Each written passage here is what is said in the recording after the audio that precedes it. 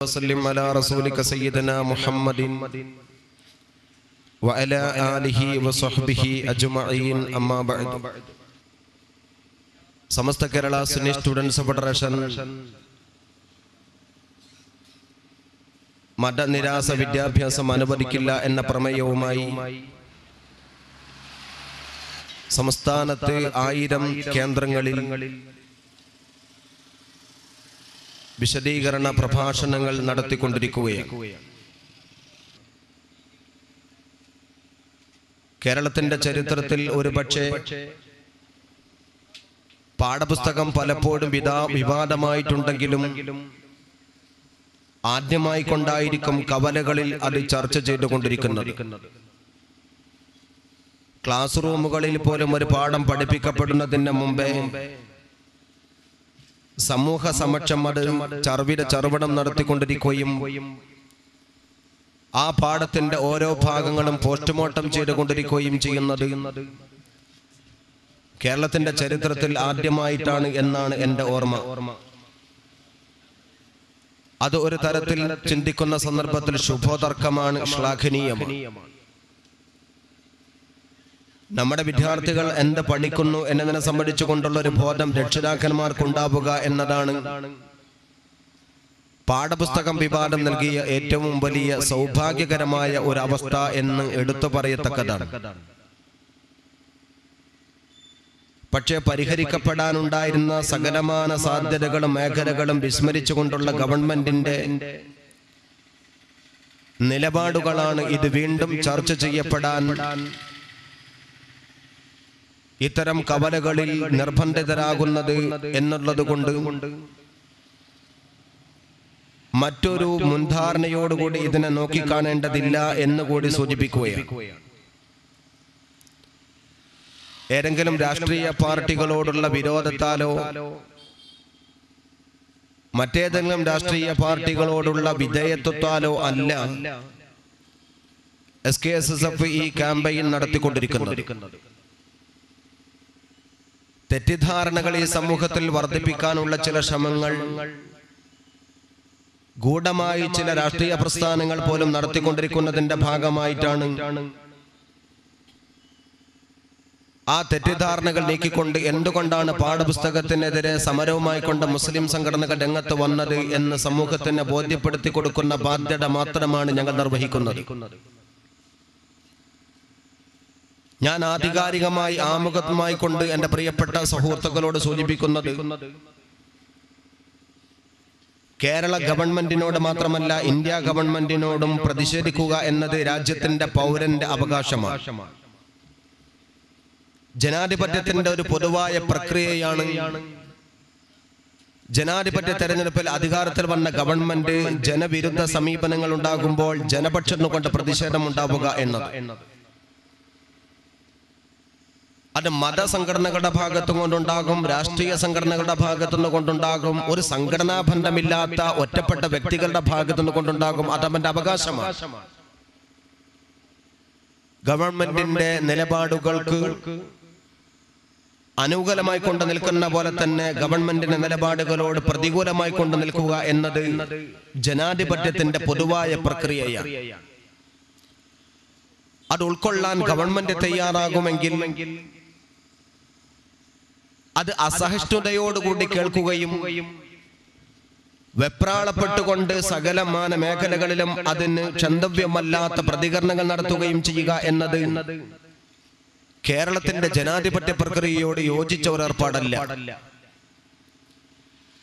ഗവൺമെന്റിനോട് ഞങ്ങൾ സമരം നടത്തുന്നുണ്ടെങ്കിൽ ഗവൺമെന്റിന്റെ ഭാഗത്തു നിന്നുകൊണ്ട് കൃത്യമായിരിക്കുന്ന പ്രതികരണങ്ങൾ ഉണ്ടാവുക എന്നതിന്റെ അപ്പുറത്ത് ഗവൺമെന്റിന് അധികാരത്തിൽ കൊണ്ടുവന്ന പാർട്ടികളും അതുമായി ബന്ധപ്പെട്ടവരും ജനാധിപത്യത്തിന്റെ രാഷ്ട്രീയ പാർട്ടികളും ജനാധിപത്യ സമരങ്ങളെയും പൊതുവായ സമൂഹത്തിന്റെ വികാരങ്ങളെയും അവഗണിച്ചുകൊണ്ട് അതിനെ നേരെ പ്രതികരിക്കുകയും അതിനെ നേരിടുകയും ചെയ്യുക എന്നത് നമ്മുടെ നാടിനെ സംബന്ധിച്ചിടത്തോളം ഭൂഷണമല്ല. അതുകൊണ്ടാണ് ഇസ്ലാം മതത്തെ സംബന്ധിച്ചിടത്തോളം മതത്തിന് അന്യമായ ചില കാര്യങ്ങൾ പാഠപുസ്തകത്തിൽ പഠിപ്പിക്കുന്നു എന്ന് തോന്നിയത് കൊണ്ടാണ്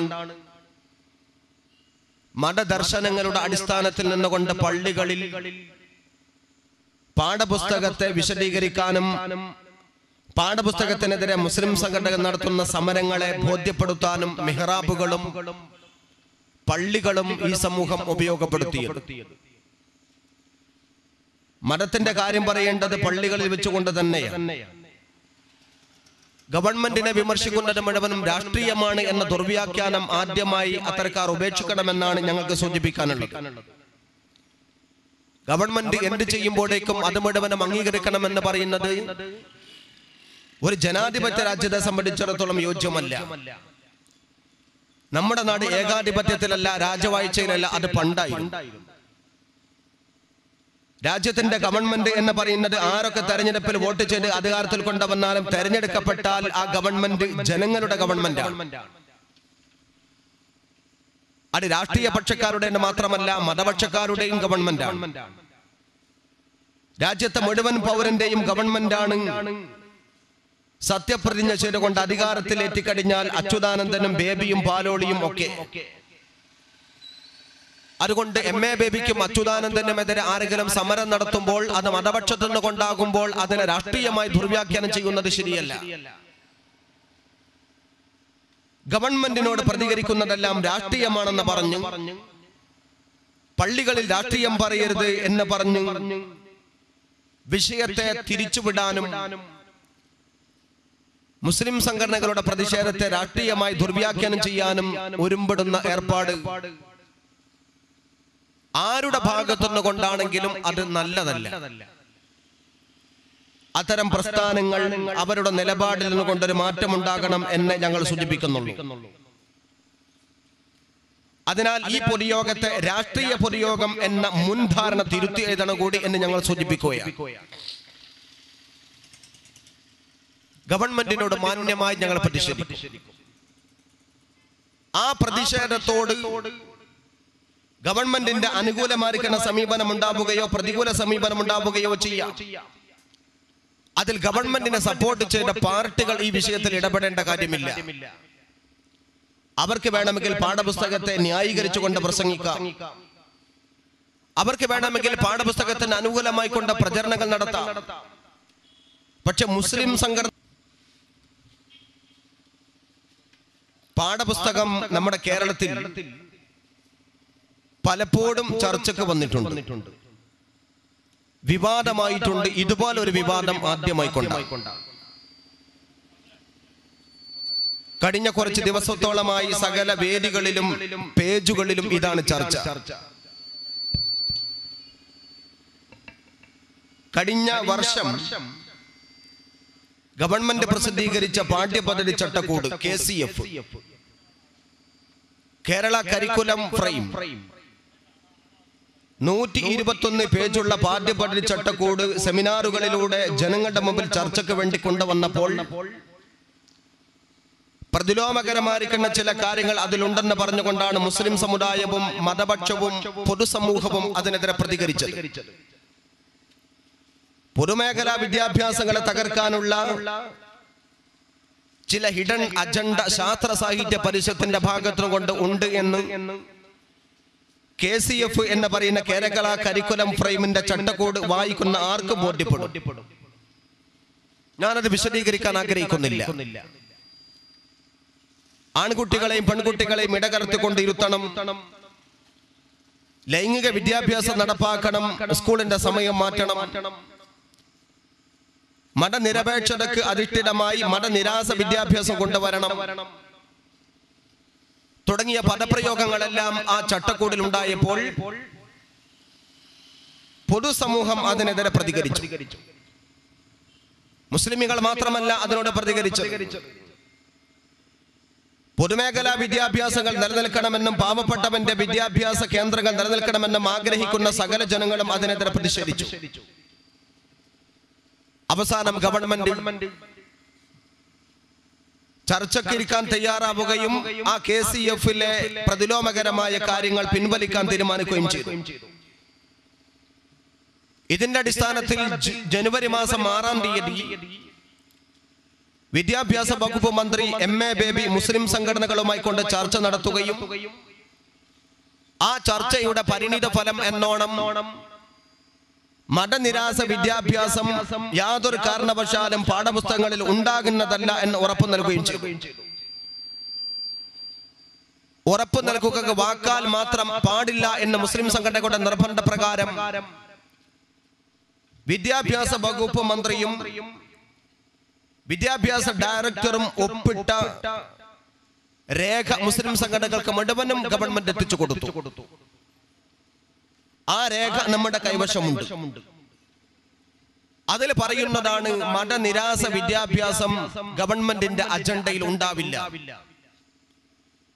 പാഠപുസ്തകത്തിൽ അതുണ്ടാവില്ല, പഠന സംവിധാനത്തിൽ അതുണ്ടാവില്ല, പഠന സഹായിയിൽ അതുണ്ടാവില്ല, പാഠ്യപദ്ധതി ചട്ടക്കൂടിൽ ഉണ്ടാവില്ല എന്ന് പറഞ്ഞാൽ ഈ മേഖലകളിൽ ഒന്നും ഉണ്ടാവില്ല എന്നാണ് അതിന്റെ അർത്ഥം. അതുകൊണ്ട് തന്നെ സമരങ്ങളുമായി കൊണ്ട് മുന്നോട്ട് പോയ മുസ്ലിം സംഘടനകളെല്ലാം അവിടെ വെച്ചുകൊണ്ട് സമരം അവസാനിപ്പിച്ചു. അന്നും ആ സമരത്തെ കുറിച്ച് കൊണ്ട് പറഞ്ഞിരുന്നു ചിലർ ഇത് രാഷ്ട്രീയ പ്രേരിതമാണ്. സമരം രാഷ്ട്രീയ പ്രേരിതമായിരുന്നുവെങ്കിൽ ഗവൺമെന്റ് മുട്ടുമടക്കാൻ തയ്യാറായ സ്ഥിതിക്ക് പിന്നെ സമരവുമായി കൊണ്ട് മുന്നോട്ട് പോകാതെ അവസാനിപ്പിക്കുമായിരുന്നില്ല, എന്തെങ്കിലും ന്യായം പറഞ്ഞുകൊണ്ട് സമരം നീട്ടിക്കൊണ്ടു പോകാമായിരുന്നു. പക്ഷെ ന്യായമായ മുസ്ലിം സംഘടനകളുടെ ആവശ്യത്തിന് മുമ്പിൽ ഗവൺമെന്റ് അംഗീകാരം നൽകുകയും പുനർവിചിന്തനത്തിന് തയ്യാറാവുകയും പുനഃപരിശോധനയുടെ അടിസ്ഥാനത്തിൽ പിൻവലിക്കാൻ തയ്യാറാവുകയും ചെയ്ത സ്ഥിതിക്ക് മുസ്ലിമീങ്ങൾ സംഘടനകൾ മുഴുവനും സമരം പിൻവലിച്ചു. അണിയറയിൽ പാഠപുസ്തകം തയ്യാറായിക്കൊണ്ടിരിക്കുകയായിരുന്നു. ഈ അധ്യയന വർഷത്തിന്റെ ആരംഭത്തിൽ സ്കൂളുകളിൽ കടന്നു വരുന്ന പാഠപുസ്തകത്തിൽ ചില പാഠപുസ്തകം മതനിരാസത്തെ മാത്രമല്ല മതവിരോധത്തെ പഠിപ്പിക്കുന്നു എന്നുള്ളത് കൊണ്ട് 7-ാം ക്ലാസ്സിലെ പാഠപുസ്തകത്തിലെ സാമൂഹ്യശാസ്ത്രത്തിൽ 2-ാം അധ്യായത്തിലെ മതമില്ലാത്ത ജീവൻ എന്ന് പറയുന്ന ഭാഗം മതവിരുദ്ധമാണ് എന്ന് പറഞ്ഞുകൊണ്ട് ബഹുമാനപ്പെട്ട വിദ്യാഭ്യാസ വകുപ്പ് മന്ത്രിയുടെ മുമ്പാകെ സ്കൂൾ തുറക്കുന്നതിന് മുമ്പ് മെയ് മാസം 17-ാം തീയതി SKSSFന്റെ സംസ്ഥാന കമ്മിറ്റി നിവേദക സംഘം നിവേദനം സമർപ്പിച്ചു. മതമില്ലാത്ത ജീവൻ എന്ന് പറയുന്ന പാഠത്തിന്റെ കോപ്പി അടക്കം സമർപ്പിച്ചുകൊണ്ടാണ് അരമണിക്കൂർ നേരം വിദ്യാഭ്യാസ മന്ത്രിയുമായി ചർച്ച നടത്തിയത്. അദ്ദേഹം ആ ചർച്ചയിൽ ഞങ്ങളോട് പറഞ്ഞു, മതമില്ലാത്ത ജീവൻ എന്ന് പറയുന്ന പാഠത്തിലെ തകരാറുകൾ നിങ്ങൾ സൂചിപ്പിക്കണം. ആദ്യം അദ്ദേഹം തർക്കിക്കാൻ തയ്യാറായെങ്കിലും വസ്തുനിഷ്ഠമായി കാര്യം ഞങ്ങൾ ബോധ്യപ്പെടുത്തിയപ്പോൾ അദ്ദേഹം ബോധ്യമെന്ന സ്ഥിതിക്ക് മൗനം പാലിച്ചു. ഒടുക്കം അദ്ദേഹം പറഞ്ഞു, ഞാൻ ആലോചിക്കാമെന്ന്. അതിൽ വിശ്വസിച്ചുകൊണ്ട് നിവേദക സംഘം വിദ്യാഭ്യാസ മന്ത്രിയുടെ ചേംബറിൽ നിന്നുകൊണ്ട് പിരിഞ്ഞുപോയി. പക്ഷേ ജൂൺ മാസം 2-ാം തീയതി സ്കൂൾ തുറക്കുമ്പോൾ ഇതേ പാഠപുസ്തകം തന്നെയാണ് സ്കൂളുകൾ വരുന്നത് എന്ന ബോധ്യപ്പെട്ടതിന്റെ അടിസ്ഥാനത്തിൽ SKSFന്റെ സകല ശാഖകളിലും വെച്ചുകൊണ്ട് പ്രതിഷേധ പ്രകടനം നടത്തി. ജൂൺ 2-ാം തീയതി വിദ്യാഭ്യാസ വകുപ്പ് മന്ത്രിക്ക് പ്രതിഷേധ സന്ദേശം അയച്ചു കൊടുത്തു. 1-ാം ഘട്ട സമരമായിരുന്നു SKSF അതുമായി കൊണ്ട് ബന്ധപ്പെട്ടുകൊണ്ട് നടത്തിയത്. ക്ലാസ് റൂമുകളിൽ വന്ന സന്ദർഭത്തിൽ ആ പാഠപുസ്തകം തന്നെയാണ് പഠിപ്പിക്കുന്നത് എന്നുള്ളത് കൊണ്ടും യാതൊരു വിധത്തിലുള്ള പുനരാലോചനക്കും ഗവൺമെന്റ് തയ്യാറാവില്ല എന്ന് മനസ്സിലാക്കിയത് കൊണ്ടും ജൂൺ 25-ാം തീയതി തിരുവനന്തപുരം സെക്രട്ടേറിയറ്റിലേക്ക് 10,000-കണക്കിന് സുന്നി പ്രവർത്തകന്മാരെ പങ്കെടുപ്പിച്ചുകൊണ്ട് സെക്രട്ടേറിയറ്റ് മാർച്ച് നടത്തി. അത് സമരത്തിന്റെ 2-ാം ഘട്ടമായിരുന്നു. ആ സമരം കൊണ്ട് മാത്രം ഗവൺമെന്റ് പുനരാലോചനക്ക് സാധ്യമല്ല എന്നുള്ളത് കൊണ്ട് തന്നെയാണ് 3-ാം ഘട്ട സമരവുമായി കൊണ്ട് സംഘടന മുന്നോട്ട് പോകുന്നത്. അതേ സന്ദർഭത്തിൽ തന്നെ മുസ്ലിം സംഘടനകളുടെ കോർഡിനേഷൻ കമ്മിറ്റി രാഷ്ട്രീയ ജനാധിപത്യ തെരഞ്ഞെടുപ്പിൽ ഇന്ന് അധികാരത്തിൽ വന്ന ഗവൺമെന്റിനെ സപ്പോർട്ട് ചെയ്ത മുസ്ലിം സംഘടനകൾ പോലും പാഠപുസ്തകം പിൻവലിക്കണമെന്ന് ആവശ്യപ്പെട്ടുകൊണ്ട് സമരരംഗത്ത് ഇറങ്ങി വന്നു. ബഹുമാനപ്പെട്ട സയ്യിദ് മുഹമ്മദ് അലി ശിഹാബ് തങ്ങളുടെ ചെയർമാൻ സ്ഥാനത്തോടുകൂടി മുസ്ലിം കോർഡിനേഷൻ കമ്മിറ്റി മുസ്ലിം സംഘടനകൾ ഏകകണ്ഠമായി കൊണ്ട് തീരുമാനിക്കുകയുണ്ടായി. കേരളത്തിൽ ഒരു സംഘടന പോലും അതോട് വിയോജിപ്പ് പ്രകടിപ്പിച്ചിട്ടില്ല. മുസ്ലിം പക്ഷത്ത് എല്ലാ സംഘടനകളുടെയും പ്രസിഡന്റുമാരും സെക്രട്ടറിമാരും ഉൾക്കൊള്ളുന്ന സമിതിക്ക് രൂപം നൽകി. ആ സമിതി സമരവുമായി കൊണ്ട് മുന്നോട്ട് പോവുകയും സമര പ്രഖ്യാപനം കഴിഞ്ഞ ഈ ജൂലൈ മാസം 9-ാം തീയതി കോഴിക്കോട് മുതലക്കുളം മൈതാനത്ത് വെച്ചുകൊണ്ട് നടത്തുകയും ചെയ്തു. അതിന്റെ അടിസ്ഥാനത്തിൽ ഗവൺമെന്റ് ചില ഭേദഗതികൾ ചെയ്യാൻ വേണ്ടി മുന്നോട്ട് വന്നു. സമസ്ത കേരള സുന്നി വിദ്യാർത്ഥി ഫെഡറേഷൻ അതേപോലെ തന്നെ കേരളത്തിലെ മറ്റു സംഘടനകളും ഒറ്റക്കും മുസ്ലിം സംഘടനകൾ കൂട്ടായും മതവിരുദ്ധമായിരിക്കുന്ന പാഠം പിൻവലിക്കണമെന്ന് ആവശ്യപ്പെട്ടുകൊണ്ട് സമരം നടത്തിയപ്പോൾ ഗവൺമെന്റ് അവസാന ഘട്ടത്തിലെങ്കിലും ഒരു പുനരാലോചനക്ക് തയ്യാറായി. അതുവരെ പറഞ്ഞിരുന്നത് ആരെന്ത് പറഞ്ഞാലും ഒരു നിലക്കും ആ പുസ്തകം തിരുത്താൻ ഗവൺമെന്റ് തയ്യാറാവില്ല. എന്ത് പ്രതിഷേധമുണ്ടെങ്കിലും അതിനെ അവഗണിച്ചുകൊണ്ടായിരുന്നു വിദ്യാഭ്യാസ വകുപ്പിന്റെ മുന്നോട്ടുള്ള പ്രയാണം. സമരത്തെ കുറിച്ചുകൊണ്ട് അദ്ദേഹം പുച്ഛമായി കൊണ്ടാണ് കണ്ടത്. അദ്ദേഹം പറഞ്ഞു, ഈ പ്രതിഷേധങ്ങളൊക്കെ ഞാൻ നേരത്തെ പ്രതിഷേധം നേരത്തെ ഞാൻ പ്രതീക്ഷിച്ചതാണ്. പക്ഷെ ഞാൻ പ്രതീക്ഷിച്ച അത്ര തന്നെ ഉശിര് പോരാ, സമരത്തിന് വീര്യം പോരാ, സമരത്തിന് ശക്തി പോരാ. സമാധാനപൂർണമായ മുസ്ലിം സംഘടനകളുടെ പ്രതിഷേധത്തെ കുറിച്ചുകൊണ്ട് ഒരു ജനാധിപത്യ പ്രക്രിയയെ അഭിമാനത്തോട് കൂടി കൊണ്ട് നടക്കുന്ന ഒരു വിദ്യാഭ്യാസ മന്ത്രി പറയുന്നു സമരത്തിന് ഉശിര് പോരാ.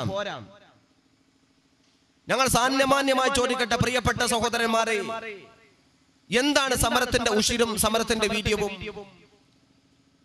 രക്തം ചിന്തിയാലെ സമരമാകൂ എന്ന മിഥ്യാധാരണ തിരുത്തപ്പെടേണ്ടതല്ലേ? നടുറോട്ടിൽ വെച്ചുകൊണ്ട് ചോര ചിന്തിക്കൊണ്ട് സമരം നടത്തിയാലെ സമരമാകൂ എന്ന ധാരണ തിരുത്തപ്പെടണം. രാജ്യത്തിന്റെ ഖജനാവിന്റെ പണം ഉപയോഗിച്ചുകൊണ്ട് വാങ്ങുന്ന KSRTC ബസ് 10 കത്തിച്ചാലെ സമരമാകൂ എന്ന ധാരണ തിരുത്തപ്പെടണം. പൊതുമുതൽ നശിപ്പിക്കുന്ന സമരങ്ങൾ അവസാനിപ്പിക്കണം. നടുറോട്ടിൽ വെച്ചുകൊണ്ട് മന്ത്രിമാരുടെ നേരെ കരിയോയിൽ ഒഴിച്ചാലെ സമരമാകൂ എന്ന ധാരണ തിരുത്തണം. വിദ്യാഭ്യാസ സ്ഥാപനങ്ങൾ അടിച്ചു പൊളിച്ചാലെ സമരമാകൂ എന്ന ധാരണ തിരുത്തണം. മുസ്ലിം സമുദായം നടത്തിയ സമരത്തിൽ ഒരു തുള്ളി ചോര പോലും ചിന്താൻ ഞങ്ങൾ തയ്യാറായിട്ടില്ല. അത് സമാധാനപൂർണ്ണമുള്ള സമരമാണ്. പക്ഷെ ആ സമരത്തെ അവഗണിച്ചുകൊണ്ടാണ് ഗവൺമെന്റ് പറയുന്നതെങ്കിൽ കട്ടായമായി ഞങ്ങൾ പറയുന്നു സമരത്തിന്റെ ഗതി മാറ്റിത്തിരിക്കേണ്ടി വന്നാൽ അതിന് മുസ്ലിം സംഘടന തയ്യാറാവേണ്ടി വരും. അളമുട്ടിയാൽ ചേരയും കടിക്കുമെന്ന് എല്ലാവരും മനസ്സിലാക്കണം എന്ന് ഞങ്ങൾ സൂചിപ്പിക്കുകയാണ്. ഇന്ത്യ രാജ്യത്തിന്റെ സ്വാതന്ത്ര്യം നേടിയത് എങ്ങനെയാ വിശദീകരിക്കേണ്ട കാര്യമില്ലല്ലോ. ബ്രിട്ടീഷ് സാമ്രാജ്യത്വത്തിനെതിരെ പടപൊരുതിക്കൊണ്ട് ഒരു കാലഘട്ടത്തിൽ സമരം നടത്തിയെങ്കിലും മഹാനായ മഹാത്മാഗാന്ധിയുടെ കാലഘട്ടത്തിൽ ഒരു തുള്ളി ചോര പോലും ചിന്താതെ അക്രമത്തെ മുഴുവനും സ്വീകരിച്ചുകൊണ്ട് പ്രതികരിക്കാതെ അഹിംസാ പ്രസ്ഥാനം കൊണ്ടാണ് രാജ്യത്തിന് സ്വാതന്ത്ര്യം നേടിത്തരാൻ സാധിച്ചത്. ആ സ്വാതന്ത്ര്യ സമരത്തിൽ അഭിമാനത്തോടുകൂടി ജീവിക്കുന്ന ഓരോ ഭാരതീയന്റെയും ശ്രദ്ധയിലേക്ക് ഞങ്ങൾ പറയുന്നു, രക്തം ചിന്തിയാലും പൊതുമുതൽ നശിപ്പിച്ചാലും മന്ത്രിമാരെ വഴിതടഞ്ഞാലും മാത്രമേ സമരമാകൂ എന്ന ധാരണ രാഷ്ട്രീയ പാർട്ടികളാണെങ്കിലും തിരുത്തണം. സമരം സമാധാനപൂർണ്ണം നടത്തുന്നതിനെ അവഗണിക്കാതിരുന്നുവെങ്കിൽ ഒരു ഭാഗത്തും ഇത്തരം രൂക്ഷമായിരിക്കുന്ന വിപ്ലവങ്ങൾ ഉണ്ടാകുമായിരുന്നില്ല.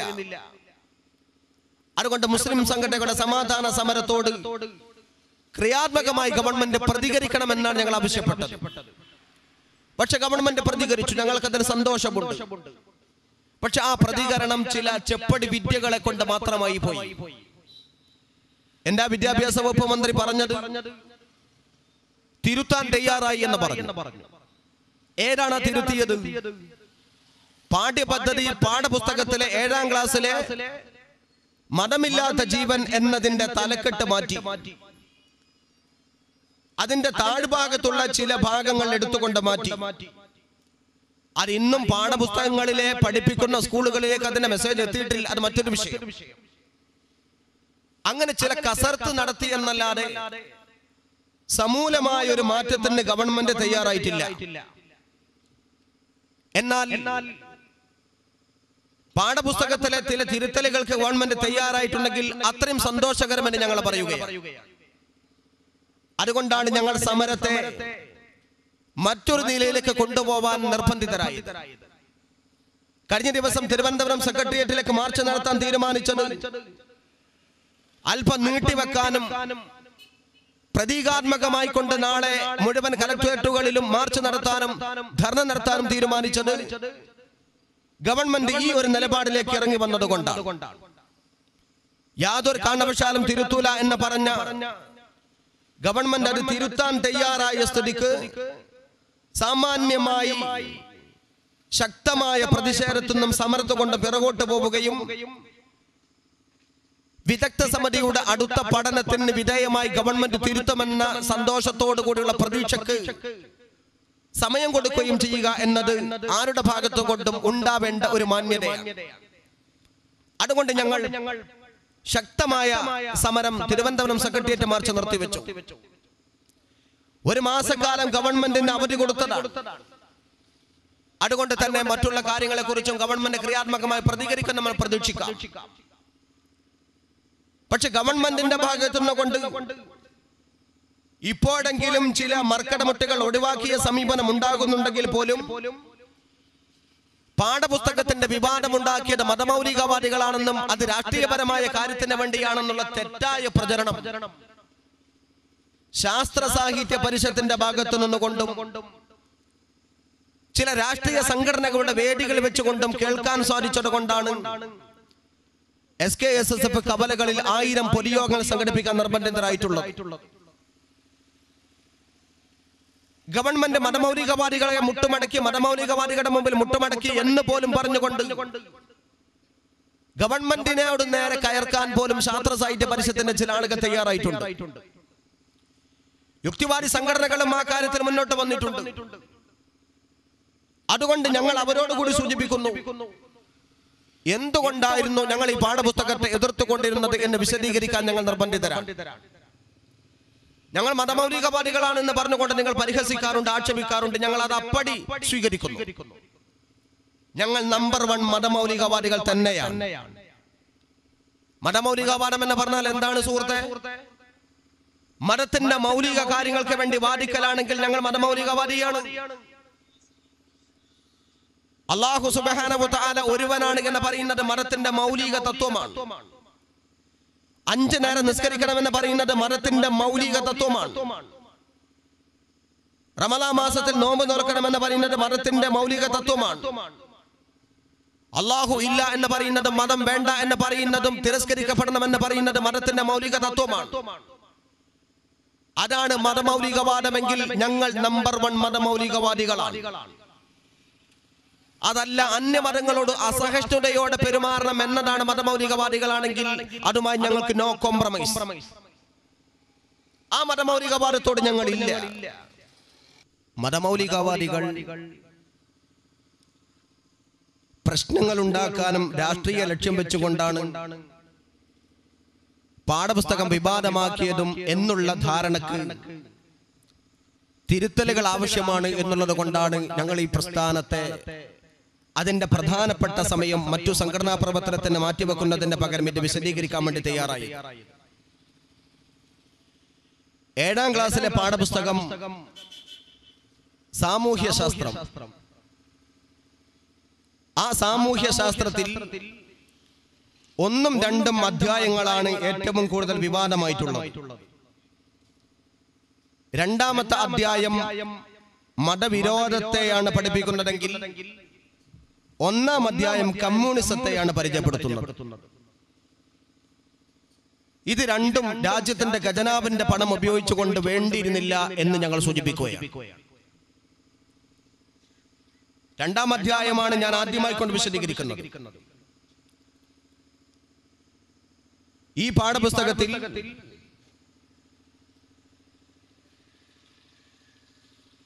മനുഷ്യത്വം വിളയുന്ന ഭൂമി എന്ന 2-ാം അധ്യായം. ആ 2-ാം അധ്യായത്തിലെ ഒരു ഭാഗമാണ് മതമില്ലാത്ത ജീവൻ. ഒരു ചിത്രീകരണമാണ്. ഒരു പിതാവ് ഒരു മാതാവും തന്റെ മകനെ കൈപിടിച്ചുകൊണ്ട് സ്കൂളിലേക്ക് വരുന്നു. 1-ാം ക്ലാസ്സിൽ ചേർക്കണം. പ്രധാന അധ്യാപകൻ ഹെഡ്മാഷ് പൂരിപ്പിക്കാൻ വേണ്ടി ചോദിക്കുന്നു, മകന്റെ പേരെന്താ? കുട്ടിയുടെ മറുപടി ജീവൻ. കൊള്ളാം, നല്ല പേര്. അച്ഛന്റെ പേരെന്താണ്? അൻവർ റഷീദ്. അമ്മയുടെ പേരെന്താണ്? ലക്ഷ്മി ദേവി. അത്ഭുതപ്പെട്ടുകൊണ്ട് അധ്യാപകൻ അവരുടെ മുഖത്തേക്ക് നോക്കിക്കൊണ്ട് ചോദിക്കുന്നു, കുട്ടിയുടെ മതം ഏതാ ചേർക്കേണ്ടത്?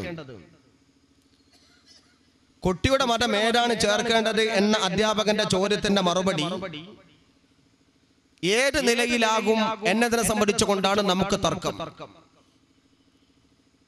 കാരണം പിതാവ് ഒരു സമുദായത്തിൽപ്പെട്ട ആള്, മാതാവ് മറ്റൊരു സമുദായത്തിൽപ്പെട്ട ആള്. അതുകൊണ്ട് മകൻ ജീവൻ എന്ന പേരുള്ള ആ വിദ്യാർത്ഥിയെ ഏത് മതത്തിൽ ചേർക്കണം എന്നതിനെ സംബന്ധിച്ചുകൊണ്ടാണ് ആശങ്ക.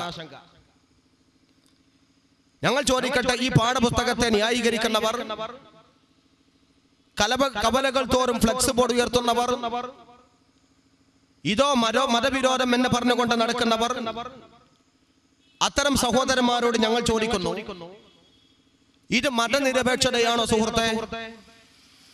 ഇത് മതേതരത്വമാണോ? ഇത് മതസൗഹാർദ്ദമാണോ? ഇത് രാജ്യത്തെ ജനങ്ങൾ ഭൂരിഭാഗം ആഗ്രഹിക്കുന്ന ഏർപ്പാടാണോ? ആയിരുന്നുവെങ്കിൽ ഇങ്ങനെ മറുപടി കൊടുക്കാമായിരുന്നു. മനുഷ്യത്വം വിളയുന്ന ഭൂമിയാണ് വിഭാവന ചെയ്യുന്നതെങ്കിൽ മനുഷ്യത്വപരമായിരിക്കുന്ന ഒരു മറുപടി കൊടുത്തിരുന്നുവെങ്കിൽ അത് അംഗീകരിക്കാം. ആ മറുപടിയിൽ വേണമായിരുന്നെങ്കിൽ പറയാമായിരുന്നല്ലോ, അൻവർ റഷീദും ലക്ഷ്മി ദേവിയും കൂടി മിശ്രവിവാഹം നടത്തിയവരാണ്. ആ മിശ്രവിവാഹം നടത്തുന്നത് അവർ മതത്തെ ഇഷ്ടപ്പെട്ടത് കൊണ്ടല്ല, മതത്തെ വെറുക്കാതെ പരസ്പരം സ്നേഹിച്ചുകൊണ്ടാണ്. അൻവർ റഷീദിന് ലക്ഷ്മി ദേവിയുടെ മതത്തോട് വെറുപ്പില്ല. ലക്ഷ്മി ദേവിക്ക് അൻവർ റഷീദിന്റെ മതത്തോടും വെറുപ്പില്ല. ഏത് മതമാണെങ്കിലും അവരുടെ മതം ഏതാണെങ്കിലും അവർ അതുമായി കൊണ്ട് കടിഞ്ഞുകൂടിക്കോട്ടെ, ഞങ്ങൾ തമ്മിൽ ഒന്നാണ്. എന്നാൽ ഞങ്ങളുടെ മകന് കൊടുക്കുന്ന മതം ഏതായിരിക്കണം? ഏത് മതമാണ് ചേർക്കേണ്ടത് എന്ന് ഹെഡ്മാഷ് ചോദിക്കുന്ന സന്ദർഭത്തിൽ ലക്ഷ്മി ദേവിയോട് അൻവർ റഷീദിന് സ്നേഹമുണ്ടെങ്കിൽ പറയണമായിരുന്നു, ലക്ഷ്മി ദേവിയുടെ മതം സ്വീകരിച്ചോട്ടെ, എഴുതിക്കോട്ടെ. കാരണം എനിക്ക് പരാതിയില്ല, ലക്ഷ്മി ദേവിയെ ഞാൻ സ്നേഹിക്കുന്നു, അവളുടെ മതം ഹിന്ദുമതം, കുട്ടിയുടെ മതം ഹിന്ദുമതം എന്ന് എഴുതിക്കോളൂ. അല്ല, ലക്ഷ്മി ദേവിക്ക് അൻവർ റഷീദിനോട് സ്നേഹമുണ്ടെങ്കിൽ അയാളുടെ മതത്തെ വെറുക്കേണ്ട കാര്യമില്ലല്ലോ. അതുകൊണ്ട് വിശാല മനസ്കത, മനുഷ്യത്വം എന്ന നിലയിൽ പറയണമായിരുന്നു, അൻവർ റഷീദിന്റെ മതമായ ഇസ്ലാം മതം ചേർത്തോളൂ. അങ്ങനെ പറഞ്ഞിരുന്നെങ്കിലും പരാതി ഉണ്ടാകുമായിരുന്നില്ല. അങ്ങനെ പറയുന്നതിനോട് അൻവർ റഷീദിന് എതിർപ്പില്ല. അങ്ങനെ പറയുന്നതിനോട് അൻവർ റഷീദിന്റെ ഭാര്യ ലക്ഷ്മി ദേവിക്കും എതിർപ്പില്ല. ജീവനാകുന്ന മകനും എതിർപ്പില്ല. ഹെഡ്മാസ്റ്റർക്ക് തീരെ എതിർപ്പില്ല. സമൂഹത്തിന് തീരെ വെറുപ്പില്ല. പിന്നെ ആർക്കും വെറുപ്പില്ലാത്ത രണ്ട് കാര്യം ഈ രണ്ടിലേറും ചെയ്യാമായിരുന്നു. ഞങ്ങൾ അവിടെ പരാതി പറയാൻ വരില്ല. ഇനി വേണമായിരുന്നെങ്കിൽ ഒരു മറുപടി കൂടി സങ്കല്പിക്കാം നമുക്ക്. അധ്യാപകൻ ചോദിക്കുന്നു, കുട്ടിയുടെ മതം ഏതാണ്? അപ്പോൾ മറുപടി പറയുമായിരുന്നു, ഏതെങ്കിലും മതം നിങ്ങൾ ചേർത്തോളൂ. ഇനി ഒരു മതവും ചേർത്തില്ലെങ്കിൽ കുഴപ്പമില്ല, ആ കോളം ഒഴിച്ചിട്ടേക്കും. ഈ ഭാഗം ഏതെങ്കിലും പറഞ്ഞിരുന്നെങ്കിൽ ഒന്നുകിൽ അത് മതനിരപേക്ഷത, അല്ലെങ്കിൽ മതസൗഹാർദ്ദം, അല്ലെങ്കിൽ മതേതരത്വം എന്നൊക്കെ പറയാം. പാഠപുസ്തകത്തിൽ ഈ കാര്യത്തെ ന്യായീകരിച്ചുകൊണ്ട് ഫ്ലക്സ് ബോർഡ് ഇറക്കുന്നവരും അതിനു വേണ്ടി പ്രചരണം നടത്തുന്നവരുമായ ആളുകളോട് ഞങ്ങൾ ചോദിക്കുന്നു, ഈ മറുപടികൾ ഒന്നും എഴുതാതെ കൊടുക്കുന്ന മറുപടി ഏതാണ് എന്ന് വിലയിരുത്തുമ്പോൾ അതെങ്ങനെ മതനിരപേക്ഷതയാകും എന്നതിന് മറുപടി കിട്ടണം. അൻവർ റഷീദിന്റെ മതത്തെ പറഞ്ഞിട്ടില്ല, ലക്ഷ്മി ദേവിയുടെ മതത്തെ എഴുതാൻ പറഞ്ഞിട്ടില്ല. ഒരു മതവും ഏതെങ്കിലും ഒരു മതം ചേർത്തോളൂ എന്ന് പറഞ്ഞിട്ടില്ല, അല്ലെങ്കിൽ ഒന്നും എഴുതണ്ട എന്നും പറഞ്ഞിട്ടില്ല. പറഞ്ഞതെന്താ? മതമില്ല എന്ന് എഴുതിക്കോളൂ. അത് മതേതരത്വമാണോ? അത് മതനിരപേക്ഷതയാണോ? അത് മതസൗഹാർദ്ദമോ മനുഷ്യത്വമോ ആണോ? അത് മതരഹിതമാണ്. മതവിരോധം, മതനിരാസം പാഠപുസ്തകത്തിലുണ്ട് എന്ന് ഞങ്ങൾ പറയുന്നതിന്റെ ഏറ്റവും പ്രധാനപ്പെട്ട പോയിന്റ് അവിടെയാണ്. മതമില്ല എന്ന് എഴുതിക്കോളൂ എന്ന പിതാവിന്റെ മറുപടി. പിന്നെ പറയുന്നുണ്ട് ഇഷ്ടമുള്ള മതം സ്വീകരിക്കാൻ സമ്മതം കൊടുക്കുന്നുണ്ടല്ലോ. പിതാവ് ചോദിക്കുന്നു, രക്ഷിതാവ് അധ്യാപകൻ ചോദിക്കുന്നു, ഇവന് വലുതാകുന്ന സന്ദർഭത്തിൽ ഒരു മതം ആവശ്യമാണെങ്കിലോ? പിതാവിന്റെ മറുപടി, വലുതാകുന്ന സമയത്ത് മതം അവൻ ആവശ്യമാണെങ്കിൽ അവൻ തെരഞ്ഞെടുത്തോട്ടെ. ഞങ്ങൾ ചോദിക്കുന്നു പ്രിയപ്പെട്ട സുഹൃത്തുക്കളോട്, വലുതാകുന്ന സമയത്ത് ഇഷ്ടമുള്ള മതം തെരഞ്ഞെടുക്കാനാണ് പിതാവ് പറയുന്നതെങ്കിൽ മതമില്ല എന്ന് പറയുന്നത് തെരഞ്ഞെടുക്കാനും വലുതാകുന്ന സമയത്ത് കുട്ടിക്ക് സമ്മതം കൊടുത്താൽ പോരെ? എന്തിന് അതിൽ പിതാവ് നിർബന്ധം പിടിക്കണം? മതം ഉണ്ടാവണമെന്നുണ്ടെങ്കിൽ അത് തെരഞ്ഞെടുക്കാൻ മകന് പിന്നെ സമ്മതം കൊടുക്കുകയാണെങ്കിൽ, മതമില്ല എന്നത് തെരഞ്ഞെടുക്കാൻ എന്തിന് പിതാവ് മകനെ നിർബന്ധിക്കണം? അങ്ങനെ ആ ഫോമിൽ പൂരിപ്പിക്കാൻ പറയണം. മതം വേണ്ടെങ്കിൽ അത് തെരഞ്ഞെടുക്കാനും മകന് വലുതാകുന്ന സമയത്ത് സമ്മതം കൊടുത്താൽ പോരെ? മതം സ്വീകരിക്കാൻ വലുതാകുന്ന സമയത്ത് സമ്മതം കൊടുക്കുകയും മതമില്ലായ്മയെ ചെറുപ്പത്തിൽ പഠിപ്പിക്കുകയും ചെയ്യുന്നത് മതവിരോധമല്ലേ? ഇതിനൊന്നും മറുപടി പറയാതെ ഇത് രാഷ്ട്രീയമാണ്, ഇത് മതമൗലികവാദമാണ് എന്ന് പറഞ്ഞുകൊണ്ട് ആക്ഷേപിക്കുന്നവർ വിഷയത്തെ പഠിക്കാതെ വിലയിരുത്താതെ ചില ദുഷ്ടലാക്കോടുകൂടിയാണ് കാണുന്നത് എന്ന് ഞങ്ങൾ സൂചിപ്പിക്കുകയാണ്. വലുതാകുന്ന സമയത്ത് മതം തിരഞ്ഞെടുക്കേണ്ടത് അല്ല, ചെറുപ്പത്തിലെ കുട്ടിക്ക് മതം ഉണ്ടാക്കി കൊടുക്കണമെന്നതാണ് മതത്തിന്റെ ദർശനം. ഇസ്ലാം മതം പറയുന്നത് എങ്ങനെയാ? ചെറുപ്പത്തിൽ കുട്ടിക്ക് മതം ഉണ്ടാകണം. ധർമാധർമ്മത്തെ വിവച്ഛേദിക്കാൻ ഒരു കുട്ടിക്ക് കഴിയാത്ത സന്ദർഭത്തിൽ ധർമ്മത്തെയും അധർമ്മത്തെയും വിവച്ഛേദിച്ച് മനസ്സിലാക്കിയ പിതാവും മാതാവുമാണ് തന്റെ മകന് ധർമാധർമ്മത്തിന്റെ വിവച്ഛേദത്തിന്റെ മേഖല പഠിപ്പിച്ചു കൊടുക്കേണ്ടത്. അവന് വിവേചന ബോധം ഉണ്ടായി കഴിഞ്ഞാൽ, അവനൊരു സ്വത്വബോധത്തിലേക്ക് അവൻ എത്തിക്കഴിഞ്ഞാൽ, അവൻ ധർമ്മത്തിന്റെ മതം സ്വീകരിച്ചിട്ടില്ല, മറ്റേതെങ്കിലും മതത്തിലേക്കോ മറ്റേതെങ്കിലും ദർശനത്തിലേക്കോ മതവിരോധത്തിലേക്കോ ആ മകൻ പോയി കഴിഞ്ഞാൽ അതിന് മാതാപിതാക്കൾ ഉത്തരവാദിയല്ല.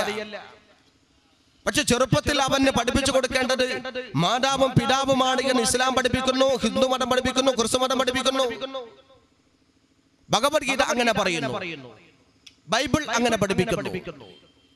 മാതാപിതാക്കൾക്ക് മക്കളുമായി കൊണ്ടുള്ള ബന്ധത്തിൽ ധർമ്മത്തെ പഠിപ്പിച്ചു കൊടുക്കാൻ മാതാപിതാക്കൾക്ക് സാധിക്കണം. അതിന്റെ ഘടകവിരുദ്ധമാണ് ഈ പാഠം. എന്നാൽ ചോദിക്കട്ടെ, ഔദാര്യത്തിന്റെ വാക്ക് വെച്ച് കെട്ടുന്നവർ വലുതാകുമ്പോ മതം ഏതെന്ന് തെരഞ്ഞെടുക്കാൻ പാഠപുസ്തകം സമ്മതം കൊടുത്തിട്ടില്ലേ, പിന്നെന്തിനാ പ്രശ്നം ഉണ്ടാക്കുന്നത്? എങ്കിൽ ഞാനൊരു കാര്യം ചോദിക്കട്ടെ പ്രിയപ്പെട്ട സഹോദരന്മാരെ, ആ പാഠത്തിന്റെ വലുതാകുമ്പോൾ സമ്മതം കൊടുക്കുന്നു എന്നതിന്റെ തൊട്ടടുത്ത ഭാഗത്ത് എന്താ പറയുന്നത്? ജവഹർലാൽ നെഹ്റുവിന്റെ ഒരു ഉദ്ധരണി, ഒരു ഒസിയത്ത് മരണപത്രം.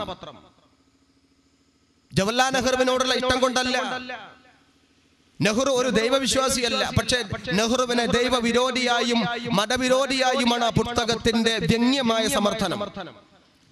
നെഹ്റു ഒരു സന്ദേഹവാദിയാണ്. ദൈവം ഉണ്ടാവട്ടെ ഇല്ലാതിരിക്കട്ടെ, അതിൽ അദ്ദേഹത്തിന് പ്രത്യേകമായ കാഴ്ചപ്പാടില്ല. ദൈവം ഉണ്ടായിരിക്കാം, ദൈവം ഇല്ലാതിരിക്കാം, ഉള്ളവർക്കുണ്ടാവട്ടെ ഇല്ലാത്തവർക്ക് വേണ്ട. എന്നാൽ ജവഹർലാൽ നെഹ്റുവിനെ ഒരു മതവിരോധിയായി കൊണ്ടാണ് ഈ പുസ്തകം പരിചയപ്പെടുത്തുന്നത്. അദ്ദേഹം അങ്ങനെ പറഞ്ഞിട്ടുണ്ടെങ്കിൽ സന്ദർഭത്തിന് അടർത്തിയെടുത്ത ചില കസർത്തുകളാണ് ഈ പാഠപുസ്തകം നടത്തിയിട്ടുള്ളത്. നെഹ്റു പറഞ്ഞിരുന്നത് എന്താ? ഈ പുസ്തകത്തിൽ പറയുന്നു, ഞാൻ മരിച്ചാൽ എന്റെ ശവസംസ്കാരം ഒരു മതചടങ്ങും ഒരാചാരപ്രകാരവും സംസ്കരിക്കാൻ പാടില്ല, ഒരു മതവിശ്വാസ പ്രകാരവും എന്റെ ശവത്തെ നിങ്ങൾ സംസ്കരിക്കരുത്. ഈ പാഠം പഠിപ്പിക്കുന്നവരുടെ ഉദ്ദേശം എന്താ? നെഹ്റുവിന്റെ ഈ ഒസ്യത്ത് ഈ പുസ്തകത്തിൽ എഴുതി കൊടുക്കുന്നവരുടെ ഉദ്ദേശം എന്താ? മരിക്കുന്ന സമയത്ത് ഒസ്യത്ത് എഴുതി വെക്കണം എന്ന പാഠമാണോ?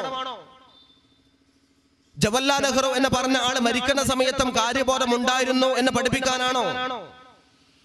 അതൊന്നുമല്ല. മരിക്കുന്ന സമയത്ത് നിങ്ങൾക്ക് മതചടങ്ങ് പ്രകാരം നിങ്ങളുടെ ശവത്തെ സംസ്കരിക്കരുത് എന്ന് എഴുതി വെക്കുകയോ മരിക്കുമ്പോഴേക്കും മതം കൈവടിയുകയോ ചെയ്യണം എന്ന മെസ്സേജ് കുട്ടികൾക്ക് പഠിപ്പിച്ചു കൊടുക്കുക. അപ്പൊ എന്താണ് ആദ്യം പറയുന്നത്? കുട്ടിക്ക് മതം വേണ്ട, വലുതാകുമ്പോഴോ ഇഷ്ടമുണ്ടെങ്കിൽ തെരഞ്ഞെടുക്കാം. ഇനി തെരഞ്ഞെടുത്താലും തെരഞ്ഞെടുത്തില്ലെങ്കിലും എന്തായാലും മരിക്കുമ്പോൾ തീരെ മതം വേണ്ട. കുഞ്ഞുങ്ങൾക്ക് ചെറുപ്പത്തിൽ മതം വേണ്ട, വലുതാകുമ്പോൾ ആവാം, അവസാനം തീരെ വേണ്ട. ഇതാണ് ആ ചിത്രീകരണത്തിന്റെ ഒരു സന്ദേശത്തിന്റെ ഒഴുക്ക് നമുക്ക് ബോധ്യമാകുന്നത്. പിന്നെ പാഠപുസ്തകത്തിൽ 4 ഉദ്ധരണിയുണ്ട്. അതാണ് കവലകൾ തോറും പിന്നെ ഫ്ലക്സ് ബോർഡ് ഒന്നിക്കുന്നവരും പോസ്റ്റർ ഒട്ടിക്കുന്നവരും കാണിക്കുന്നത്. ഏതാണ് ആ 4 ഉദ്ധരണി? ഒന്ന് മഹാഭാരതത്തിന്റെ വാക്യം, മറ്റൊന്ന് ബൈബിളിന്റെ വചനം, പിന്നെ വിശുദ്ധ റസൂൽ സ്വല്ലല്ലാഹു അലൈഹി വസല്ലം തങ്ങളുടെ വചനം, പിന്നെ ഗുരുനാനക്കിന്റെ വാക്കുകൾ. ഈ 4 വേദവാക്യങ്ങളും മഹത് വചനങ്ങളും ക്രോഡീകരിച്ചുകൊണ്ട് വളരെ കലാപരമായി കൊണ്ട് കളറോടുകൂടി ആ പുസ്തകത്തിൽ സംവിധാനിച്ചിരിക്കുന്നു. എന്താണ് ആ 4 വേദവാക്യങ്ങളുടെയോ മഹത് വചനങ്ങളുടെയോ സന്ദേശം? മനുഷ്യനെ സ്നേഹിക്കണം. ഇസ്ലാം മതം പറയുന്നു, നബി തിരുമേനി സ്വല്ലല്ലാഹു അലൈഹി വസല്ലം പറയുന്നു, മനുഷ്യനെ സ്നേഹിക്കണം. മറ്റുള്ളവരെ വെറുക്കാൻ പാടില്ല, മറ്റുള്ളവരുമായി കൊണ്ട് എതിർക്കാൻ പാടില്ല, അവരുമായി കൊണ്ട് സഹകരിക്കണം, അവരെ സ്നേഹിക്കണം. മഹാഭാരതം പറയുന്നു ഇതരനെ സ്നേഹിക്കണം. ബൈബിൾ പറയുന്നു അന്യനെ ഇഷ്ടപ്പെടണം, അന്യനെ സ്നേഹിക്കണം. ഗുരുനാനക്ക് പറയുന്നു മറ്റുള്ള സഹോദരന്മാരെ നിന്റെ സഹോദരനായി കൊണ്ട് കാണണം, അവരെ നീ സ്നേഹിക്കണം. ഈ 4 വാക്യങ്ങളുടെയും ആകത്തുക ഇതാണ്, മനുഷ്യനെ സ്നേഹിക്കണം. എന്റെ നല്ല വചനമാണ്.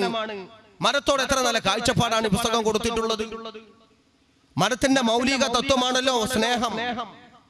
ആ തത്വത്തെയാണ് ഈ പാഠപുസ്തകം പരിചയപ്പെടുത്തുന്നത്. ഇതോ മതവിരോധം എന്ന് ചോദിക്കുന്നവരോട് ഞങ്ങൾ സഹതപിക്കുവാണ്. പ്രിയപ്പെട്ട സഹോദര, അവിടെ കൊണ്ട് അവസാനിപ്പിക്കല്ല.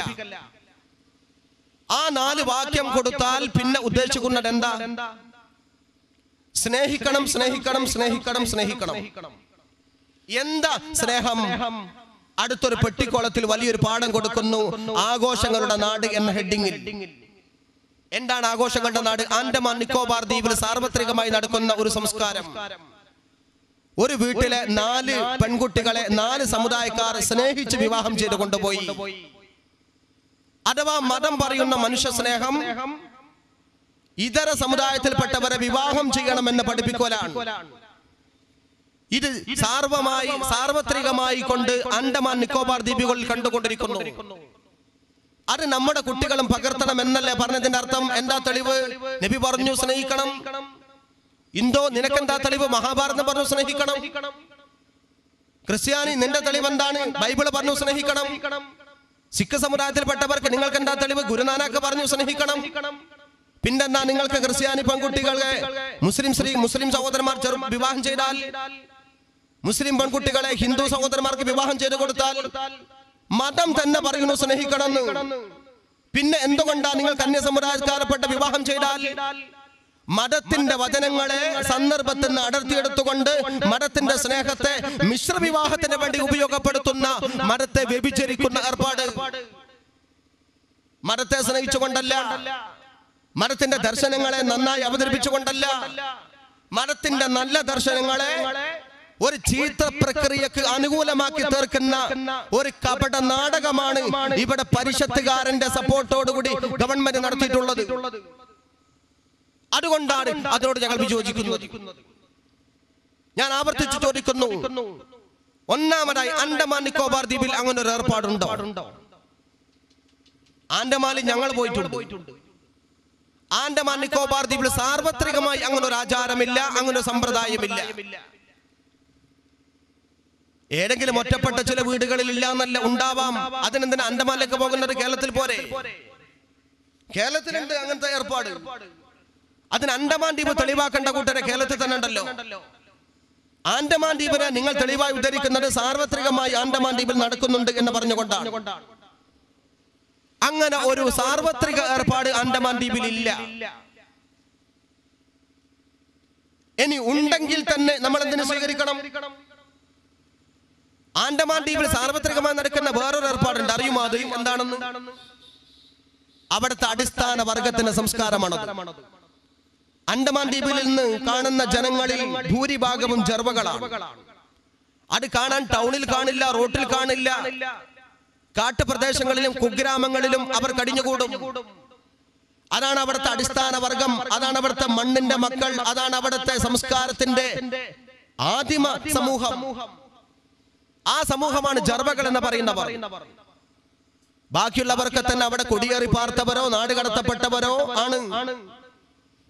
അവിടുത്തെ ജനങ്ങളും അവിടുത്തെ സാർവത്രിക സംസ്കാരവും ജർവ സംസ്കാരമാണ്. എന്താ ജർബകളുടെ ജീവിത രീതി?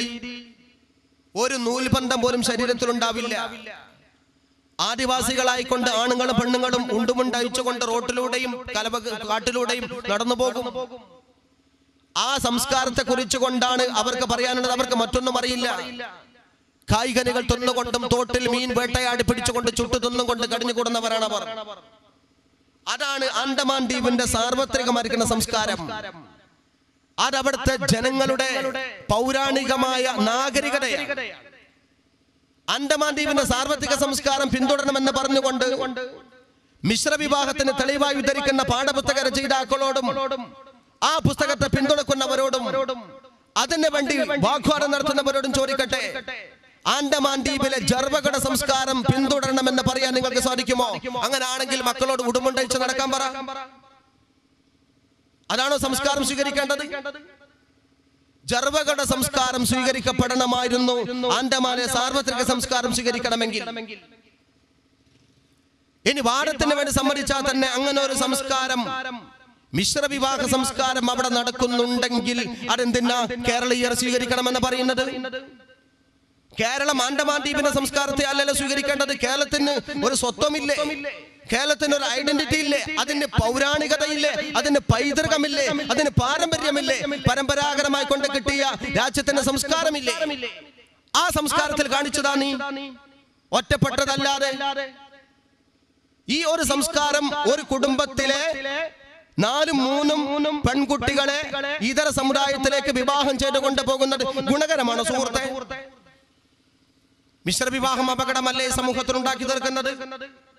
ഈ മിശ്ര വിവാഹം കൊണ്ട് സമൂഹം ഇഷ്ടപ്പെടുന്നില്ല എന്നതിന് വ്യക്തമായ തെളിവാണ് ഇക്കാലം വരെ കമ്മ്യൂണിസ്റ്റ് പ്രസ്ഥാനം കേരളത്തിൽ പ്രവർത്തിച്ചിട്ടും ചില സാംസ്കാരിക നായകന്മാർ മിശ്ര വിവാഹത്തിന് വേണ്ടി അവരുടെ കലാഭോടങ്ങളെ നിർവഹിച്ചിട്ടും നോവലുകളും നാടകങ്ങളും സിനിമകളും മിശ്ര വിവാഹത്തിന് അനുകൂലമായി കൊണ്ടിറക്കിയിട്ടും കേരളത്തിൽ ന്യൂനപക്ഷത്തെ മാത്രമേ മിശ്ര വിവാഹത്തിന് കിട്ടിയിട്ടുള്ളൂ. എന്താ കാരണം? മിശ്ര വിവാഹം സമൂഹം ഇഷ്ടപ്പെടുന്നില്ല. മിശ്ര വിവാഹം കൊണ്ട് ഒറ്റപ്പെടലുകൾ ഉണ്ടാകും. കുടുംബത്തിൽ കൊണ്ട് മാറ്റി നിർത്തപ്പെടലുകൾക്ക് കാരണമാകും. ഒറ്റക്ക് എവിടെയോ പോയി വാടക വീട്ടിൽ താമസിക്കേണ്ട ഗതികൾ ഉണ്ടാകും. വീട്ടുകാർക്ക് വേണ്ട, കുടുംബക്കാർക്ക് വേണ്ട, ബന്ധക്കാർക്ക് വേണ്ട, നാട്ടുകാർക്ക് വേണ്ട. മഹല്ല് കമ്മിറ്റികൾ ഒരുപക്ഷെ അവരോട് ഭ്രഷ്ടും കൽപ്പിക്കും. അതുണ്ടാകുമല്ലോ. ഇസ്ലാം മതം എന്ന് പറയുന്ന മതത്തിന്റെ ഏറ്റവും താഴെ നിലയിലുള്ള യൂണിറ്റാണ് മഹല്ല്. ആ മഹല്ല് സംവിധാനം ഞങ്ങൾ ഒരുക്കിയിട്ടുള്ളത് ഓരോരുത്തർക്കും തോന്നിയ പോലെ അവന്റെ സംസ്കാരം മഹല്ലിന്റെ തലത്തിൽ പ്രാവർത്തികമാക്കാനല്ല.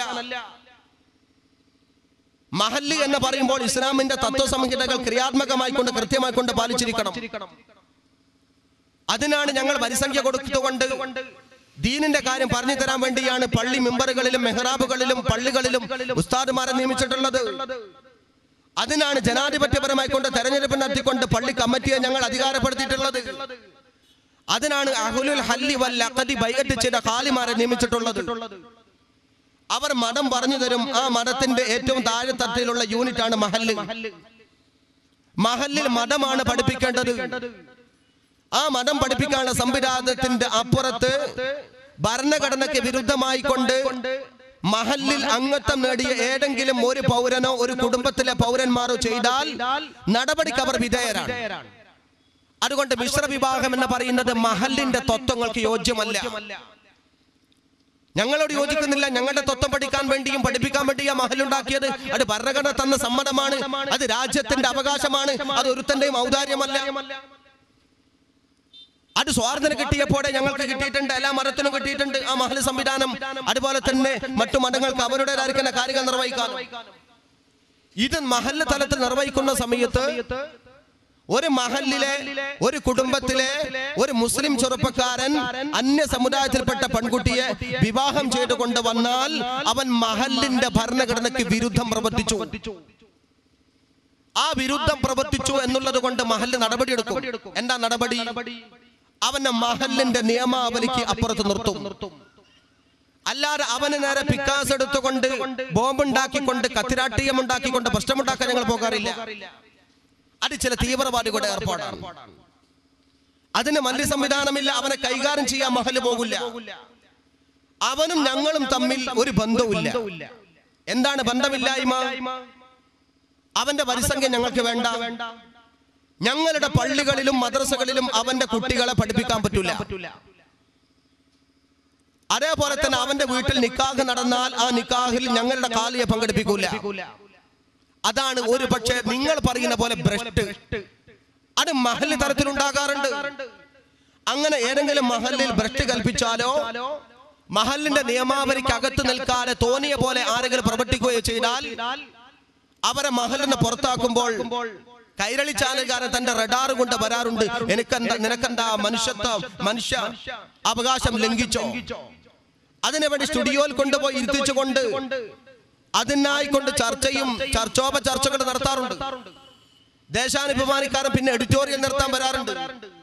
ഞങ്ങൾ അവരോട് പറയട്ടെ, സുഹൃത്തെ, നിങ്ങളുടെ ഒരു പാർട്ടി, ഞാൻ രാഷ്ട്രീയം പറയുന്നതല്ല, ആ പാർട്ടിക്ക് ഒരു നിലപാടില്ലേ? ആ പാർട്ടിക്ക് ഒരു ഭരണഘടനയില്ലേ? ആ പാർട്ടിന്റെ താഴെ തട്ടാണല്ലോ ഏരിയകളും അതേപോലെ തന്നെ നിങ്ങളുടേതായിരിക്കുന്ന സംവിധാനങ്ങളും ഏരിയ കമ്മിറ്റികളും ലോക്കൽ കമ്മിറ്റികളും. പാർട്ടി പ്രവർത്തകൻ പാർട്ടി വിരുദ്ധമായ എന്തെങ്കിലും ഒരു തീരുമാനമെടുത്താൽ അയാളോട് നിങ്ങൾ ഭ്രഷ്ട് കൽപ്പിക്കാറില്ലേ? ഭ്രഷ്ട് കൽപ്പിക്കുന്നത് അല്പം കാടത്തം പോലും ആവാറുണ്ട്. ചിലപ്പോൾ ഒരു പക്ഷെ നിങ്ങൾ അയാളെ തട്ടിയേക്കും. അയാളുമായി യാതൊരു ബന്ധം ഉണ്ടാവില്ല എന്ന് മാത്രമല്ല, ആ കുടുംബവുമായി കൊണ്ട് ബന്ധം ഉണ്ടാവില്ല. അയാളെ പോലും കൊലപാതക രാഷ്ട്രീയത്തിന് പോലും നിങ്ങൾ കാരണമാക്കും. നിങ്ങളുടെ പാർട്ടിയുടെ ഭരണഘടനയ്ക്ക് വിരുദ്ധമായി കൊണ്ട് ചെയ്യുന്നു എന്ന കാരണത്താലാണ് ആ പാർട്ടി പ്രവർത്തകരെ നിങ്ങൾ ഭ്രഷ്ട് കൽപ്പിക്കാറ്. ഞങ്ങൾ അതിനെ കാടത്തം എന്ന് പറഞ്ഞുകൊണ്ട് ആക്ഷേപിക്കാൻ വരാറില്ല. മഹല്ലിന്റെ ഭരണഘടനയ്ക്ക് വിരുദ്ധമായി കൊണ്ട് മഹല്ലിൽ ഏതെങ്കിലും ഒരു അംഗം ചെയ്താൽ ഞങ്ങളും ആ അംഗത്തെ ഭ്രഷ്ട് കൽപ്പിക്കും, മാറ്റി നിർത്തും. അത് അദ്ദേഹത്തിന് നൽകാവുന്ന ശിക്ഷയാണ്. പ്രായശ്ചിത്തം നടത്തുകയോ മാപ്പപേക്ഷിക്കുകയോ രേഖാമൂലം എഴുതി തരികയോ ചെയ്താൽ മഹല്ല് കമ്മിറ്റിക്ക് ബോധ്യപ്പെട്ടാൽ തിരിച്ചെടുക്കും. അത് സ്വാഭാവികമാണ്. അത് ഇവിടെ ഉണ്ടാകുന്ന നിയമങ്ങളുടെ പൊതു പ്രക്രിയയാണല്ലോ. അതിനെ എന്തിനാ ആക്ഷേപിക്കാൻ വരേണ്ടത് കാര്യം? എന്നാൽ മിശ്ര വിവാഹം നടത്തുന്നവർ മഹല്ലിന് പുറത്താക്കപ്പെടുന്നു, അതുകൊണ്ട് അവർ ഒറ്റപ്പെടുത്തപ്പെടുന്നു. അതിനാൽ ഈ സമൂഹം മിശ്ര വിവാഹത്തെ ഇഷ്ടപ്പെടുന്നില്ല.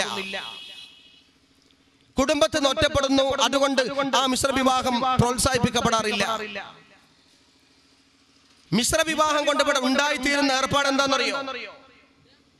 ഇസ്ലാം മതത്തിൽപ്പെട്ട ഒരു ചെറുപ്പക്കാരി ഹൈന്ദവ സമുദായത്തിൽപ്പെട്ട ഒരു ചെറുപ്പക്കാരനുമായി കൊണ്ട് മാരേജ് നടത്തി കഴിഞ്ഞാൽ അത് രജിസ്റ്റർ വിവാഹമാവുകയോ വിവാഹം നടത്താതെ സ്വന്തമായി കൊണ്ട് അവർ ജീവനം നയിക്കുകയോ ചെയ്താൽ ആ പേര് പറഞ്ഞുകൊണ്ടാണ് ചില തീവ്രവാദി സംഘടന രംഗത്ത് വരാറുള്ളത്. പെൺകുട്ടികളെ പീഡിപ്പിക്കുക, വിവാഹം ചെയ്ത ചെറുപ്പക്കാരനോട് വർഗീയപരമായി കൊണ്ട് പെരുമാറുക, അവനുമായി കൊണ്ട് ശണ്ട കൂടുക. അപ്പോഴേക്കും അവനും അവൾക്കും പ്രൊട്ടക്ഷൻ കൊടുക്കാൻ മറുഭാഗത്തെ സംഘപരിവാർ സംഘടനകൾ, NDF പോലുള്ള തീവ്രവാദി സംഘടനകൾക്കും RSS പോലുള്ള വർഗീയ സംഘടനകൾക്കും പരസ്പരം മതത്തിന്റെ പേര് പറഞ്ഞുകൊണ്ട് കൊമ്പ് കോർക്കാനുള്ള ഒരു ഏർപ്പാട് മാത്രമല്ല ഈ മിശ്ര വിവാഹം. ഞാൻ ചോദിക്കട്ടെ, ഈ പാഠപുസ്തകത്തിലെ മിശ്ര വിവാഹത്തെ കുറിച്ചുകൊണ്ട് NDFന്റെ നിലപാട് പറയുന്നത് അത് തിരുത്തണ്ടാണ്, പാഠപുസ്തകം പിൻവലിക്കണ്ടാണ്. ഒരു ഭാഗത്ത് മിശ്ര വിവാഹം നടത്തിയതിന്റെ പേരിൽ മുസ്ലിം പെൺകുട്ടിയെയും ഹിന്ദു ചെറുപ്പക്കാരനെയും തല്ലാനും കൊല്ലാക്കൊല ചെയ്യാനും തയ്യാറാവാൻ ആയുധവുമായി കൊണ്ട് രംഗത്ത് വരുന്ന NDF മിശ്ര വിവാഹത്തിന് അനുകൂലമായി കൊണ്ട് നിലപാടെടുക്കുന്നത് രാജാവിനേക്കാൾ വലിയ രാജഭക്തിയാണ് എന്ന് ഞങ്ങൾ സൂചിപ്പിക്കുകയാണ്. ഇവിടെ ആരാ തമ്മിലുള്ള ബന്ധം? തീവ്രവാദവുമായി കൊണ്ട് യാതൊരു ബന്ധവുമില്ല എന്ന് പറയുന്ന ആളുകൾ തീവ്രവാദികളുമായി കൊണ്ട് ബന്ധപ്പെടാനും അവരുടെ പ്രസ്താവന സ്വന്തം പാട്ടിന്റെ ഫസ്റ്റ് പേജിൽ പ്രസിദ്ധീകരിക്കാനും തയ്യാറായിട്ടുണ്ടെങ്കിൽ ഈ അവിഹിത ബാന്ധവം എന്തിന്റെ പേരില? തീവ്രവാദത്തെ കുറിച്ച് കൊണ്ട് പറയാൻ നിങ്ങൾക്ക് എന്തെങ്കിലും അധികാരമുണ്ടോ? ഈ രണ്ട് സംഘടനകൾക്ക് RSSന്റെ NDFകാർക്കും വർഗീയ സംഘടനം നടത്താനുള്ള ഒരു ഏർപ്പാട് മാത്രമാണ് ഇത്തരം മിശ്ര വിവാഹം. അത് സമൂഹം ഇഷ്ടപ്പെടുന്നില്ല, സമുദായം ഇഷ്ടപ്പെടുന്നില്ല. അതുകൊണ്ടാണല്ലോ ഇതൊരു നല്ല സംഗതിയാണെങ്കിൽ ആ പാഠപുസ്തകം തയ്യാറാക്കിയ ഗവൺമെന്റിലെ ഉത്തരവാദിത്തപ്പെട്ടവർ നടത്തി കാണിച്ചു കൊടുക്കും. ഞാൻ ചോദിക്കട്ടെ, അഭിവന്ദനായ MA ബേബി കേരളത്തിന്റെ വിദ്യാഭ്യാസ വകുപ്പ് മന്ത്രിയാണ്. രണ്ടാം മുണ്ടശ്ശേരി ആവാനുള്ള ശ്രമത്തിന്റെ ഇടയിൽ ഒന്നാം മണ്ടശ്ശേരിയായി പരിണമിച്ചു പോയ സാധുവാണ്. ആ MA ബേബി മിശ്ര വിവാഹത്തെ പ്രോത്സാഹിപ്പിക്കാൻ വേണ്ടി ഈ പാഠപുസ്തകം തയ്യാറാക്കിയിട്ടുണ്ടെങ്കിൽ അതൊരു സമൂഹത്തിന്റെ ഗുണകരമായിരിക്കുന്ന പ്രക്രിയയാണെങ്കിൽ ബഹുമാനപ്പെട്ട ബേബി തന്റെ മക്കളെ വിവാഹം ചെയ്ത് കൊടുക്കുമ്പോഴോ തന്റെ ആൺമക്കൾ വിവാഹം ചെയ്ത് കൊണ്ടുവരുമ്പോഴോ അല്ലെങ്കിൽ അദ്ദേഹം വിവാഹം ചെയ്ത കാലത്തോ ക്രിസ്തു മതത്തിൽപ്പെട്ട അല്ലാത്ത ആരെങ്കിലും വിവാഹത്തിന് തയ്യാറാക്കിയിട്ടുണ്ടോ? ഇന്ന് വരെ ഉണ്ടായിട്ടില്ല. എന്താ കാരണം? അദ്ദേഹത്തിന്റെ കുടുംബം മുഴുവൻ ക്രിസ്തു മതത്തിന്റെ കുടുംബമാണ്. അതുകൊണ്ട് മിശ്ര വിവാഹത്തെ ബേബി ഇഷ്ടപ്പെടുന്നില്ല. പാലോളി കാനേഷുമാരനുസരിച്ച് മുസ്ലിമാണല്ലോ. പാലോളിയുടെ കുടുംബത്തിൽപ്പെട്ട ആരെങ്കിലും മുസ്ലിം അല്ലാത്ത കുടുംബത്തിന് വിവാഹം ചെയ്തിട്ടുണ്ടോ? മുസ്ലിം അല്ലാത്തവർക്ക് വിവാഹം ചെയ്ത് കൊടുത്തിട്ടുണ്ടോ? അദ്ദേഹത്തിന്റെ പാലോളി കുടുംബം ഒന്നും തന്റെ മിശ്ര വിവാഹം നടന്നാൽ ആ കല്യാണത്തിന് പങ്കെടുക്കൂല എന്ന് ഭയപ്പെട്ടത് കൊണ്ട് മിശ്ര വിവാഹത്തിന് പാലോളി തയ്യാറായിട്ടില്ല. കേരളത്തിന്റെ മുഖ്യമന്ത്രി VS അച്യുതാനന്ദൻ ഈഴവ സമുദായത്തിൽപ്പെട്ടവരല്ലാതെ ഹിന്ദു സമുദായത്തിൽപ്പെട്ടവരല്ലാതെ വേറെ ആരെങ്കിലും വിവാഹം ചെയ്തിട്ടുണ്ടോ? ആർക്കെങ്കിലും വിവാഹം ചെയ്ത് കൊടുത്തിട്ടുണ്ടോ? മിശ്ര വിവാഹം ഒരു നല്ല സംഗതിയാണെങ്കിൽ അത് സ്വന്തം മന്ത്രിമാർ അവരുടെ കുടുംബത്തിലെങ്കിലും അതൊന്ന് നടപ്പാക്കണമായിരുന്നു. അതുപോലും ചെയ്തിട്ടില്ല. അതിന്റെ അർത്ഥം അത് നല്ലതല്ല എന്ന് അവരുടെ തിരിച്ചറിവാണ്. ഇനി മിശ്ര വിവാഹം നടത്തിയവരുണ്ട് അവരുടെ കൂട്ടത്തിൽ, അവരുടെ ഗതി എന്താ? ഞാൻ ചോദിക്കട്ടെ, മിശ്ര വിവാഹത്തിന് വേണ്ടി നെട്ടോട്ടമോടുന്നവരും അതിനുവേണ്ടി പ്രസംഗിക്കുന്നവരുമായ ആളുകൾ ഇടതുപക്ഷ പ്രസ്ഥാനത്തിന്റെ കുലപതി എന്നറിയപ്പെട്ടേക്കാവുന്ന അഭിവന്ദനായ കമ്മ്യൂണിസ്റ്റ് ബുദ്ധിജീവി കൂടിയായ ടി വി തോമസ് വിവാഹം ചെയ്തത് ആരെയാണ്? കമ്മ്യൂണിസത്തിന്റെ ആചാര്യ എന്നവർ വിശേഷിപ്പിക്കാവുന്ന KR ഗൗരിയമ്മയെ. ടി വി തോമസിന്റെ മതമേതാ ക്രിസ്തു മതം, ഗൗരിയമ്മന്റെ മതമേതാ ഹിന്ദു മതത്തിലെ ഈഴവ സമുദായം. രണ്ടും രണ്ട് സമുദായമാണ്, മിശ്ര വിവാഹമാണ്, രണ്ടും പ്രേമിച്ച് കല്യാണം കഴിച്ചത്. എന്നാൽ ഈ രണ്ട് ദമ്പതികളോടും എന്തായിരുന്നു പ്രിയപ്പെട്ട സുഹൃത്തുക്കളെ നിങ്ങളുടെ പാർട്ടിയുടെ പ്രതികരണം? മിശ്ര വിവാഹം നടത്തി എന്നതിന്റെ പേരിൽ ടി വി തോമസിനെയും ഗൗരിയമ്മയെയും പാർട്ടിപരമായി കൊണ്ട് വേർപെടുത്തി. ഒരാളെ CPIക്കും കൊടുത്തു, ഒരാളെ CPM-നും കൊടുത്തു. ഗൗരിയമ്മ CPM-ലായി, ടി വി തോമസ് CPI-ൽ പോയി.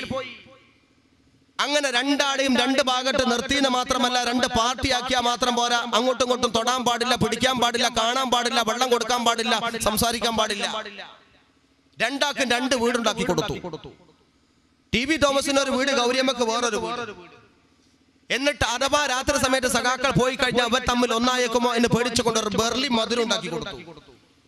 വലിയൊരു കരിങ്കല്ലിന്റെ കോട്ട, കാണാനുള്ള കിളിവാതിലില്ല, കടന്നു പോകാനുള്ള ഒരു ഗേറ്റ് ഇല്ല, ചാടി കയറാനൊട്ട് സാധ്യവുമല്ല. ആ മാതിരി വലിയൊരു ഗേറ്റും വലിയൊരു മതില്. അവസാനം വരെ ഗൗരിയമ്മക്ക് ടി വി തോമസിനെയോ ടി വി തോമസിന് ഗൗരിയമ്മയോ കാണാൻ കഴിഞ്ഞില്ല.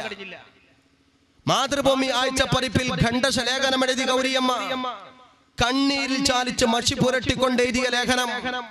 കരഞ്ഞുകൊണ്ട് ഗൗരിയമ്മ പറഞ്ഞു, ഞങ്ങൾ മിശ്ര വിവാഹം നടത്തിയതിന്റെ പേരിൽ എന്റെ പാർട്ടി ടി വി തോമസുമായി ബന്ധപ്പെടാൻ പാടില്ല എന്ന് പറയുക മാത്രമല്ല, ഞങ്ങളും അദ്ദേഹം തമ്മിലുള്ള എല്ലാ ബന്ധങ്ങളും പാർട്ടി വേർപ്പെടുത്തി നിർബന്ധിച്ചുകൊണ്ട് അവസാനം ടി വി തോമസ് എന്ന സഖാവിനെ എനിക്ക് കാണാൻ സാധിച്ചത് അന്ത്യശ്വാസം വലിക്കുന്ന സമയത്ത് രോഗശയ്യയിൽ വെച്ചുകൊണ്ട് അവിടെ നിന്ന് കണ്ടുപോന്നു എന്നല്ലാതെ പരസ്പരം ഒന്നും സംസാരിക്കാൻ പോലും പാർട്ടി ഞങ്ങളെ സമ്മതിച്ചില്ല.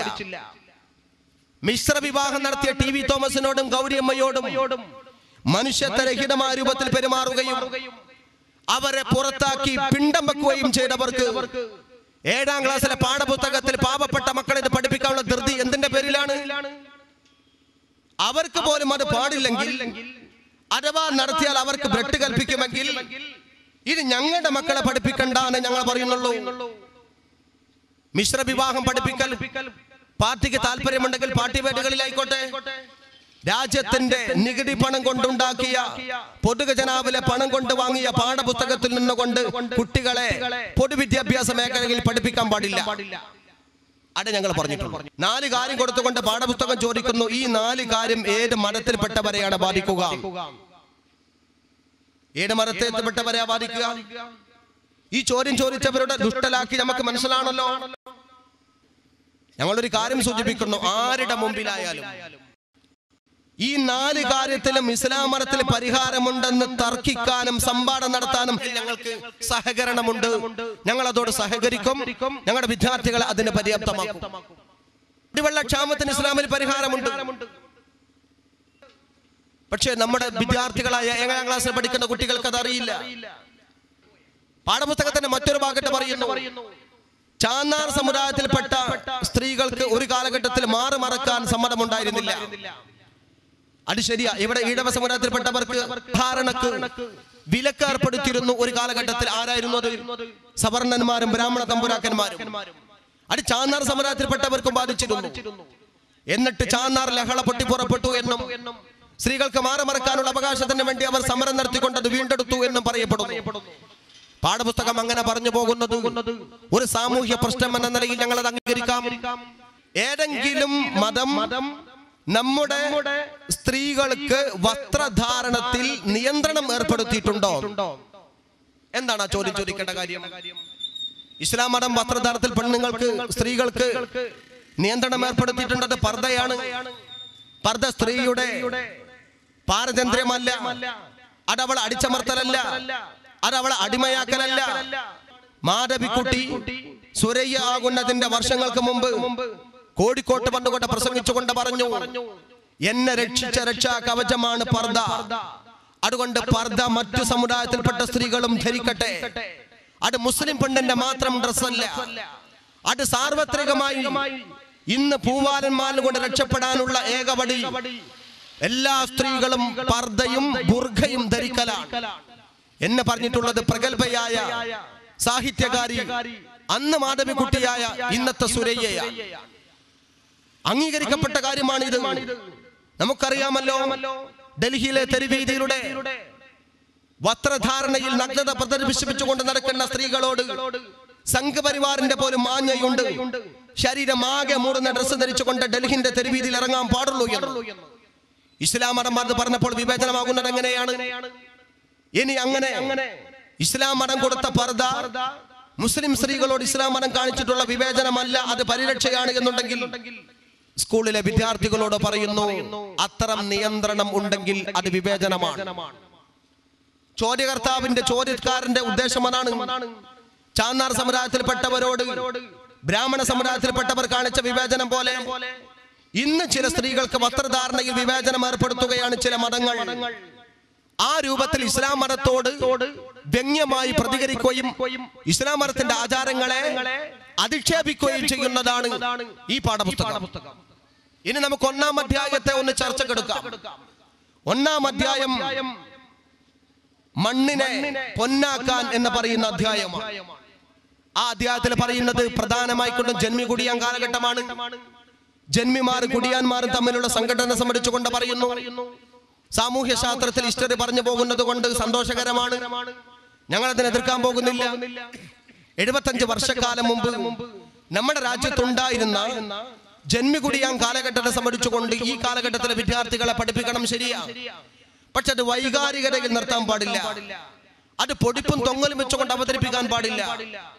ആ പുസ്തകം അവതരിപ്പിക്കുന്നത് ജന്മിമാർ കുടിയാന്മാരോട് ജന്മിമാർ കാണിച്ച ക്രൂരത.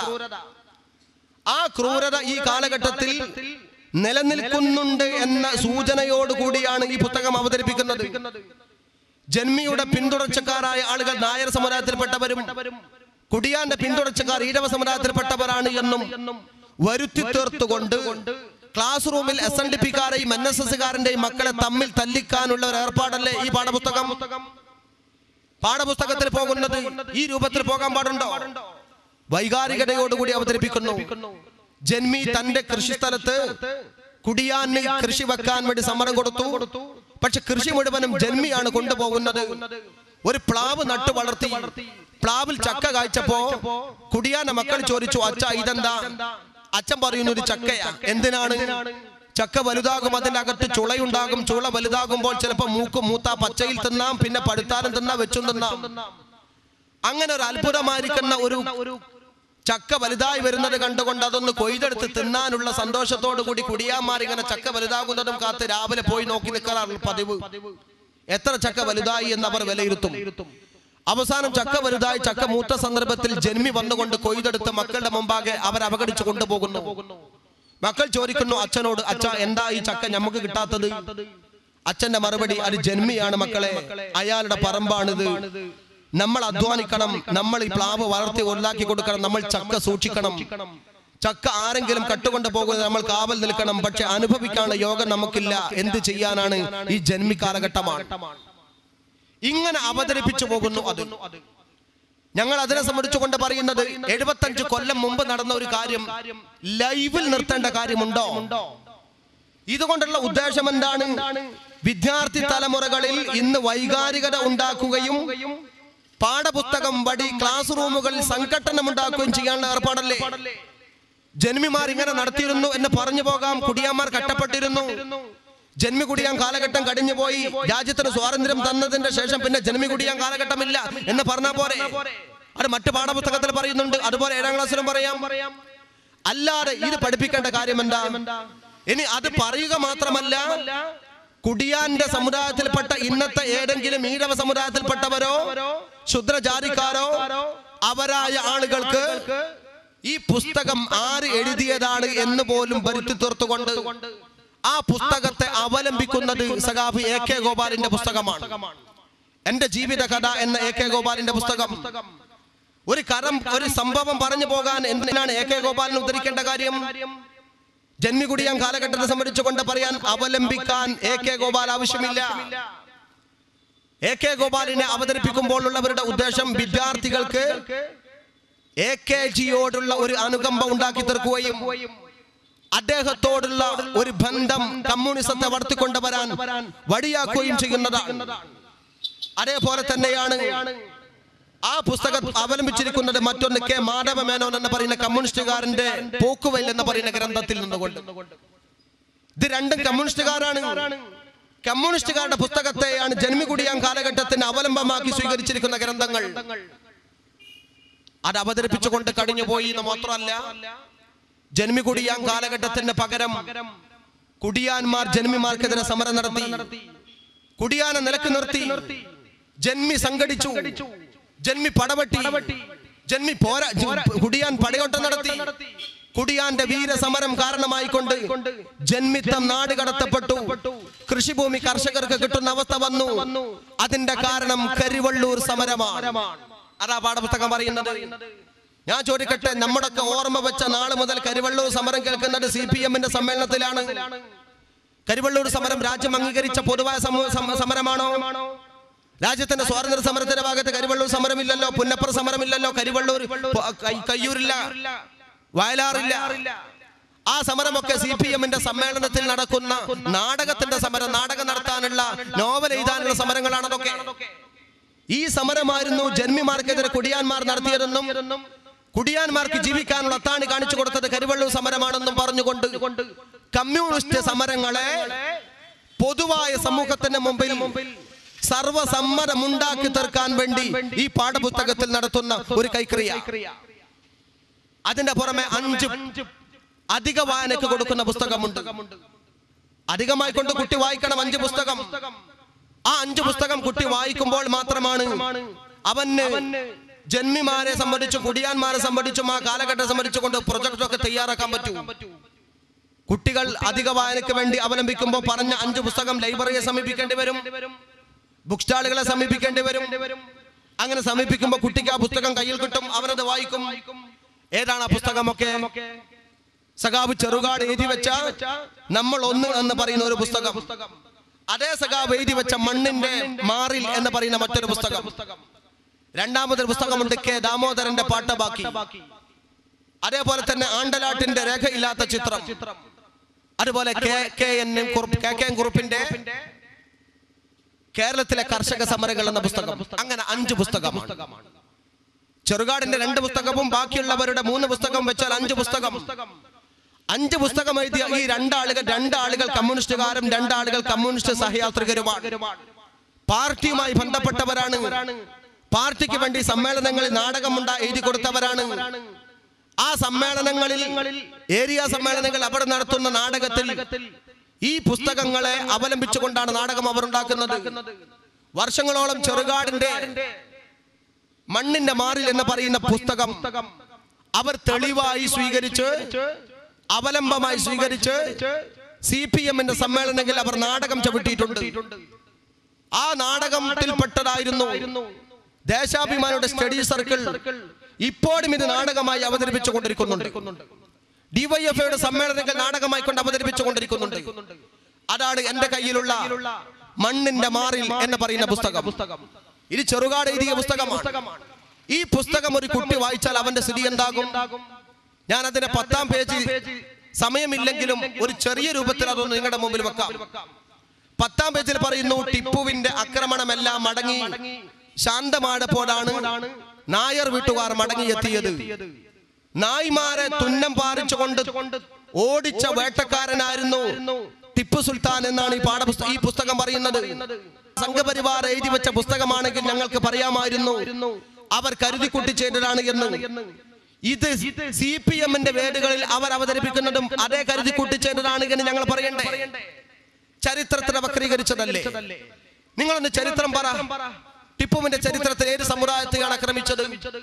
ഈഴവ സമുദായത്തിലെ സ്ത്രീകൾക്ക് മാറമർക്കാന്റെ അവകാശത്തിന് വേണ്ടി ടിപ്പു പടവാളേന്തി എടുത്തിട്ടുണ്ട്. അത് ഈ രാജ്യത്തിന്റെ മുസ്ലിമിന് വേണ്ടിയല്ല, ഈഴവ സ്ത്രീകൾക്ക് വേണ്ടിയാണ്. അതിന് വേണ്ടി ഒരുപക്ഷെ ബ്രാഹ്മണന്മാരുമായി ടിപ്പുവിന് ഏറ്റുമുട്ടേണ്ടി വന്നിട്ടുണ്ട്. അത് നായർ സമുദായത്തെ തുന്നം പാറിക്കുന്നതിന്റെ ഭാഗമായിട്ടല്ല.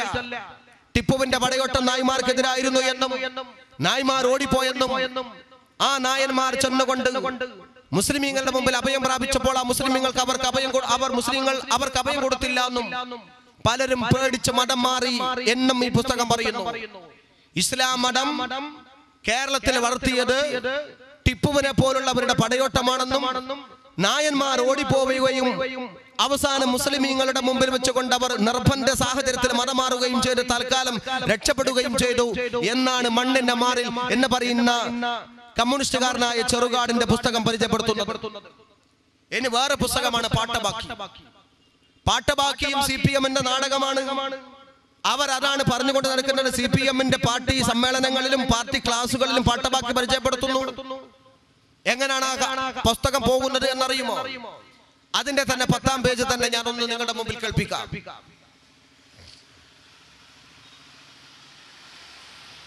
അതൊരു നാടകമാണ്.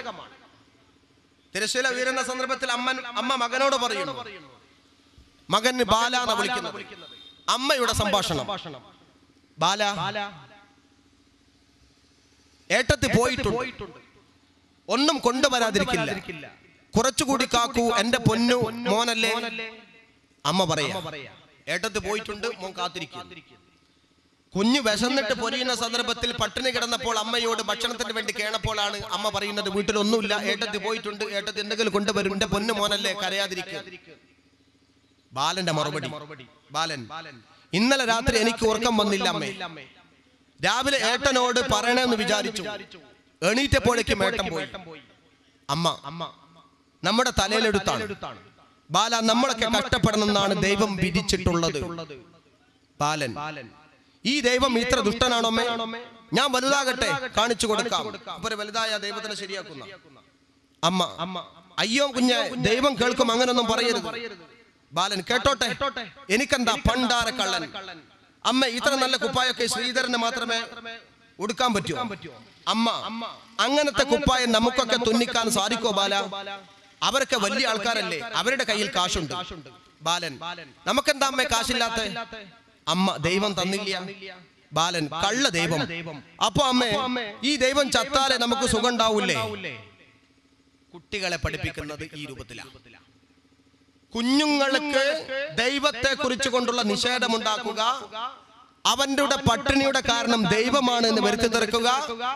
ദൈവം ഒരു കൂട്ടരെ പട്ടിണിക്കിടുന്നു, മറ്റൊരു കൂട്ടരെ സമ്പന്നരാക്കുന്നു ഇങ്ങനെ മനുഷ്യനെ രണ്ടായി തിരിക്കുന്ന ഈ ദൈവത്തിലും ദൈവത്തിന്റെ വിധിയിലും എന്തിനെ വിശ്വസിക്കണം എന്നാണ് പാട്ടവാക്കി പറയുന്നത്. ഇത് സംഭവിച്ച കഥയല്ല, ദാമോദരന്റെ ഭാവന മാത്രമാണ്, അയാളുടെ ഭാവനയിൽ വന്ന നാടകമാണ്.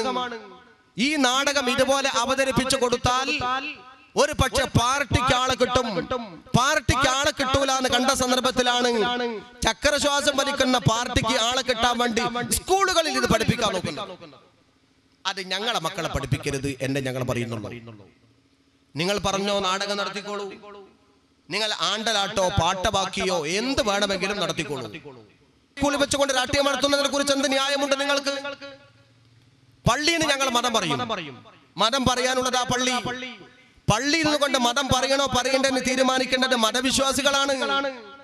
മതവുമായി യാതൊരു ബന്ധവുമില്ലാത്ത, അഥവാ ഒരു മതവിശ്വാസി ഒരു സഖാവ് അവസാന നാളിൽ എങ്ങാനും അന്ത്യകുരാശ നടത്തി കഴിഞ്ഞാൽ അത് നടത്താൻ പാടില്ലാന്നും അങ്ങനെ പറഞ്ഞവൻ നികൃഷ്ട ജീവിയാണ് എന്നും പറയുന്നവർക്ക് എന്താ മതത്തിൽ കാര്യം? പൊന്നു തൂക്കുന്നിടത്ത് പൂച്ചക്ക് എന്ത് കാര്യം എന്ന് പറഞ്ഞ പോലെ പള്ളിന്റെ അകത്ത് മതവിശ്വാസിക്കല്ലാതെ മതം നിഷേധിക്കേണ്ട കാര്യം? അതുകൊണ്ട് പള്ളിയിൽ വരാത്തവരും പള്ളിക്കാര്യങ്ങളെ വിമർശിക്കുന്നവരും ആരാധനകളുടെ വിമുഖത കാണിക്കുന്നവർക്കും പള്ളിയിൽ എന്ത് പറയണമെന്ന് തീരുമാനിക്കേണ്ട കാര്യമില്ല. ഞങ്ങൾ പള്ളിയിൽ നിന്ന് മതകാര്യം പറയും. അത് രാഷ്ട്രീയമാണ് എന്ന് പറയുന്നതിന് മരുന്നില്ല. രാഷ്ട്രീയം പാഠപുസ്തകത്തിൽ പഠിപ്പിക്കുന്നത് നല്ലതല്ല. ഞങ്ങൾ പറയുന്നില്ല മതം സ്കൂളിൽ നിന്ന് പഠിപ്പിക്കണമെന്ന്. പഠിപ്പിക്കാതിരിക്കുകയും ചെയ്യാം. ഒരു മതസംഘടനയും പാഠപുസ്തകത്തിലൂടെ മതം പഠിപ്പിക്കണമെന്ന് നിർബന്ധം പിടിക്കുന്നില്ല.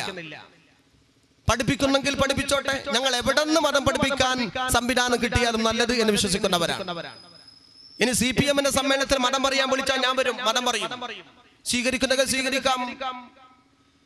ഇനി മതം പഠിപ്പിക്കേണ്ട സ്ഥലത്ത് വെച്ചുകൊണ്ട് മതം പഠിപ്പിക്കും, സ്കൂളുകൾ വെച്ചുകൊണ്ട് മതം പഠിപ്പിക്കണമെന്ന നിർബന്ധം ഞങ്ങൾക്കില്ല.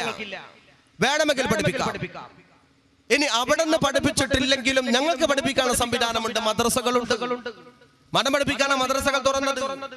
മതം പഠിപ്പിക്കാനാണ് ആയിരക്കണക്കിന് അറബി കോളേജ് ഉള്ളത്. മതം പഠിപ്പിക്കാനാണ് പള്ളികൾ സംവിധാനിച്ചിട്ടുള്ളത്. മതം പഠിപ്പിക്കാനാണ് യതീംഖാനകൾ സംവിധാനിച്ചിട്ടുള്ളത്. മതം പഠിപ്പിക്കാനുള്ള ധാരാളം പ്രസിദ്ധീകരണങ്ങളും പുസ്തകശാലകളും ഞങ്ങൾ തുറന്നിട്ടുണ്ട്. അവിടെയൊക്കെ മതം പഠിപ്പിച്ചാൽ മതി. മതം പഠിക്കാൻ മതവിശ്വാസികൾക്കും മതം പഠിപ്പിക്കാൻ മതവിശ്വാസികൾക്കും മതസംഘടനകളുടെ സംവിധാനം ഒരുക്കിയ പോലെ മതം വേണ്ടാത്തവർക്ക് മതം വേണ്ടാന്ന് പഠിപ്പിക്കാൻ മതമില്ലാത്തവർ ബദൽ സംവിധാനം കണ്ടെത്തണം. അത് സ്കൂളിൽ വേണ്ട. കമ്മ്യൂണിസ്റ്റുകാർ പറയുന്നത് മതം വേണ്ടാന്ന്. ആയിക്കോട്ടെ, അത് പഠിപ്പിക്കാൻ വേണ്ടി കമ്മ്യൂണിസ്റ്റ് മദ്രസ ഉണ്ടാക്കി കൂട്ടരെ. അങ്ങനെ ഉണ്ടാക്കിയിട്ട് നിങ്ങൾ കുട്ടികളെ ചേർത്തുകൊണ്ട് കമ്മ്യൂണിസ്റ്റുകാരോട് ആ കുട്ടികളായ നിങ്ങൾ ആരെങ്കിലും കിട്ടിയാൽ അവരെ പഠിപ്പിച്ചോളൂ, മതം വേണ്ട, അല്ലല്ല, ദൈവല്ല, പഠിപ്പിച്ചോ. അത് പഠിപ്പിക്കാനും ഇന്ത്യക്ക് സ്വാതന്ത്ര്യമുണ്ടല്ലോ. മതരഹിതരും മതസഹിതരും ഉൾക്കൊള്ളുന്നതാണ് നമ്മുടെ രാജ്യം. മതം മാത്രമേ പാടുള്ളൂ എന്നാരും പറയുന്നില്ല. മതരഹിതം പാടുണ്ട്. അത് രാജ്യത്തിന്റെ പൊതു സ്വത്താണ്. പക്ഷെ മതം പഠിപ്പിക്കാൻ മതവിഭാഗം സംവിധാനം കണ്ട പോലെ മതമില്ല എന്ന് പഠിപ്പിക്കാൻ മതരഹിതരും സംവിധാനം കണ്ടെത്തണം. അല്ലാതെ പാഠപുസ്തകം പഠിപ്പിക്കാൻ നോക്കേണ്ടതല്ല മതമില്ലായ്മ. ഇനി എന്താണ് ഈ പാഠപുസ്തകത്തിലൂടെ കമ്മ്യൂണിസം പഠിപ്പിക്കാനുള്ള ശ്രമം എന്തിനു നടത്തണം? ഇതാണല്ലോ കമ്മ്യൂണിസത്തിന്റെ പാഠം പഠിപ്പിക്കുന്നത്.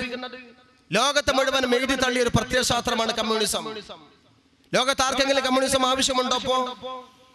ചില ആളുകൾ പറഞ്ഞിരുന്നു കമ്മ്യൂണിസ്റ്റ് മാനിഫെസ്റ്റോയും ദാസ് ക്യാപിറ്റലും പറഞ്ഞുകൊണ്ട് മൂലധനം പറഞ്ഞുകൊണ്ട് ഞങ്ങൾ സ്വർഗം ഉണ്ടാക്കുന്നു. എവിടെ സ്വർഗം ഉണ്ടാക്കുന്ന പറഞ്ഞു? ഇന്ന് വരെ എവിടെങ്കിലും ഒരു തുണ്ട് ഭൂമിയിൽ സ്വർഗം ഉണ്ടാക്കിയിട്ടുണ്ടോ? അഭിമന്യനായ കേരളത്തിന്റെ ഒരു രാഷ്ട്രീയ പ്രസ്ഥാനത്തിന്റെ സെക്രട്ടറി കണ്ണൂരിൽ വെച്ചുകൊണ്ട് പത്രസമ്മേളനം നടത്തിക്കൊണ്ട് പറഞ്ഞു, ഞങ്ങൾ നാളെ പരലോകത്ത് സ്വർഗം തരുന്നവരല്ല, ഇഹലോകത്ത് തന്നെ സ്വർഗം തരുന്നവരാണ് ഞങ്ങൾ. ആ സ്വർഗം ഒന്ന് കാണാൻ പൂതി ഉണ്ടായിരുന്നു. പ്രിയപ്പെട്ട സഖാവേ, ആ സ്വർഗം എവിടെയാ ഉണ്ടാക്കിയത്? മതത്തിനെതിരെ എന്ന് പറഞ്ഞുകൊണ്ടുണ്ടാക്കി വന്നു. ഞാൻ രാഷ്ട്രീയപരമായി കാര്യത്തെ കാണുകയല്ല. പക്ഷേ കമ്മ്യൂണിസം എന്ന് പറയുന്നത് കേവലം ഒരു രാഷ്ട്രീയമല്ല. നിങ്ങൾ ഇവിടെ നടക്കുന്ന ആണവ കരാറുമായി ബന്ധപ്പെട്ടുകൊണ്ടുള്ള CPM-ന്റെ നിലപാടിനെ ഞാൻ വിമർശിക്കുന്നില്ല, അത് രാഷ്ട്രീയമാണ്. പക്ഷെ തത്വശാസ്ത്രം എന്ന നിലയിൽ കമ്മ്യൂണിസത്തെ വിലയിരുത്തുമ്പോ അത് കേവലം ഒരു രാഷ്ട്രീയ പാർട്ടിയല്ല, അതൊരു മതമാണ്. മതമില്ല എന്ന മതമാണ് അവരുടെ മതം. ആ തത്വശാസ്ത്രത്തെ വിശദീകരിക്കുമ്പോ സ്വർഗം ഉണ്ടാക്കി തരാം, മതം പരലോകത്ത് സ്വർഗം തരുമെങ്കിൽ ഞങ്ങൾ ഈ ലോകത്ത് സ്വർഗം തരും എന്നാണല്ലോ പറഞ്ഞത്. ഈ സ്വർഗം എവിടെയാണ് ഉണ്ടായത്? ജർമ്മനിയിൽ കമ്മ്യൂണിസ്റ്റ് മാനിഫെസ്റ്റോ ഉണ്ടാക്കിയ കാറൽ മാർക്സിന്റെ ജീവിതത്തിൽ എപ്പോഴെങ്കിലും ആ സ്വർഗം ഒന്ന് കാണാൻ കഴിഞ്ഞിട്ടുണ്ടോ?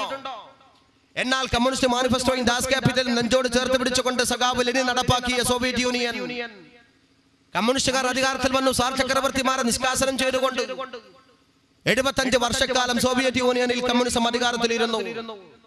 3/4 നൂറ്റാണ്ട് കാലം സോവിയറ്റ് യൂണിയനിൽ കമ്മ്യൂണിസം അധികാരത്തിലിരുന്നിട്ട് ഒരു തുണ്ട് ഭൂമിയിൽ ഒരു സെക്കൻഡ് സമയമെങ്കിലും സോഷ്യലിസം നടപ്പാക്കാൻ സാധിച്ചിട്ടില്ല.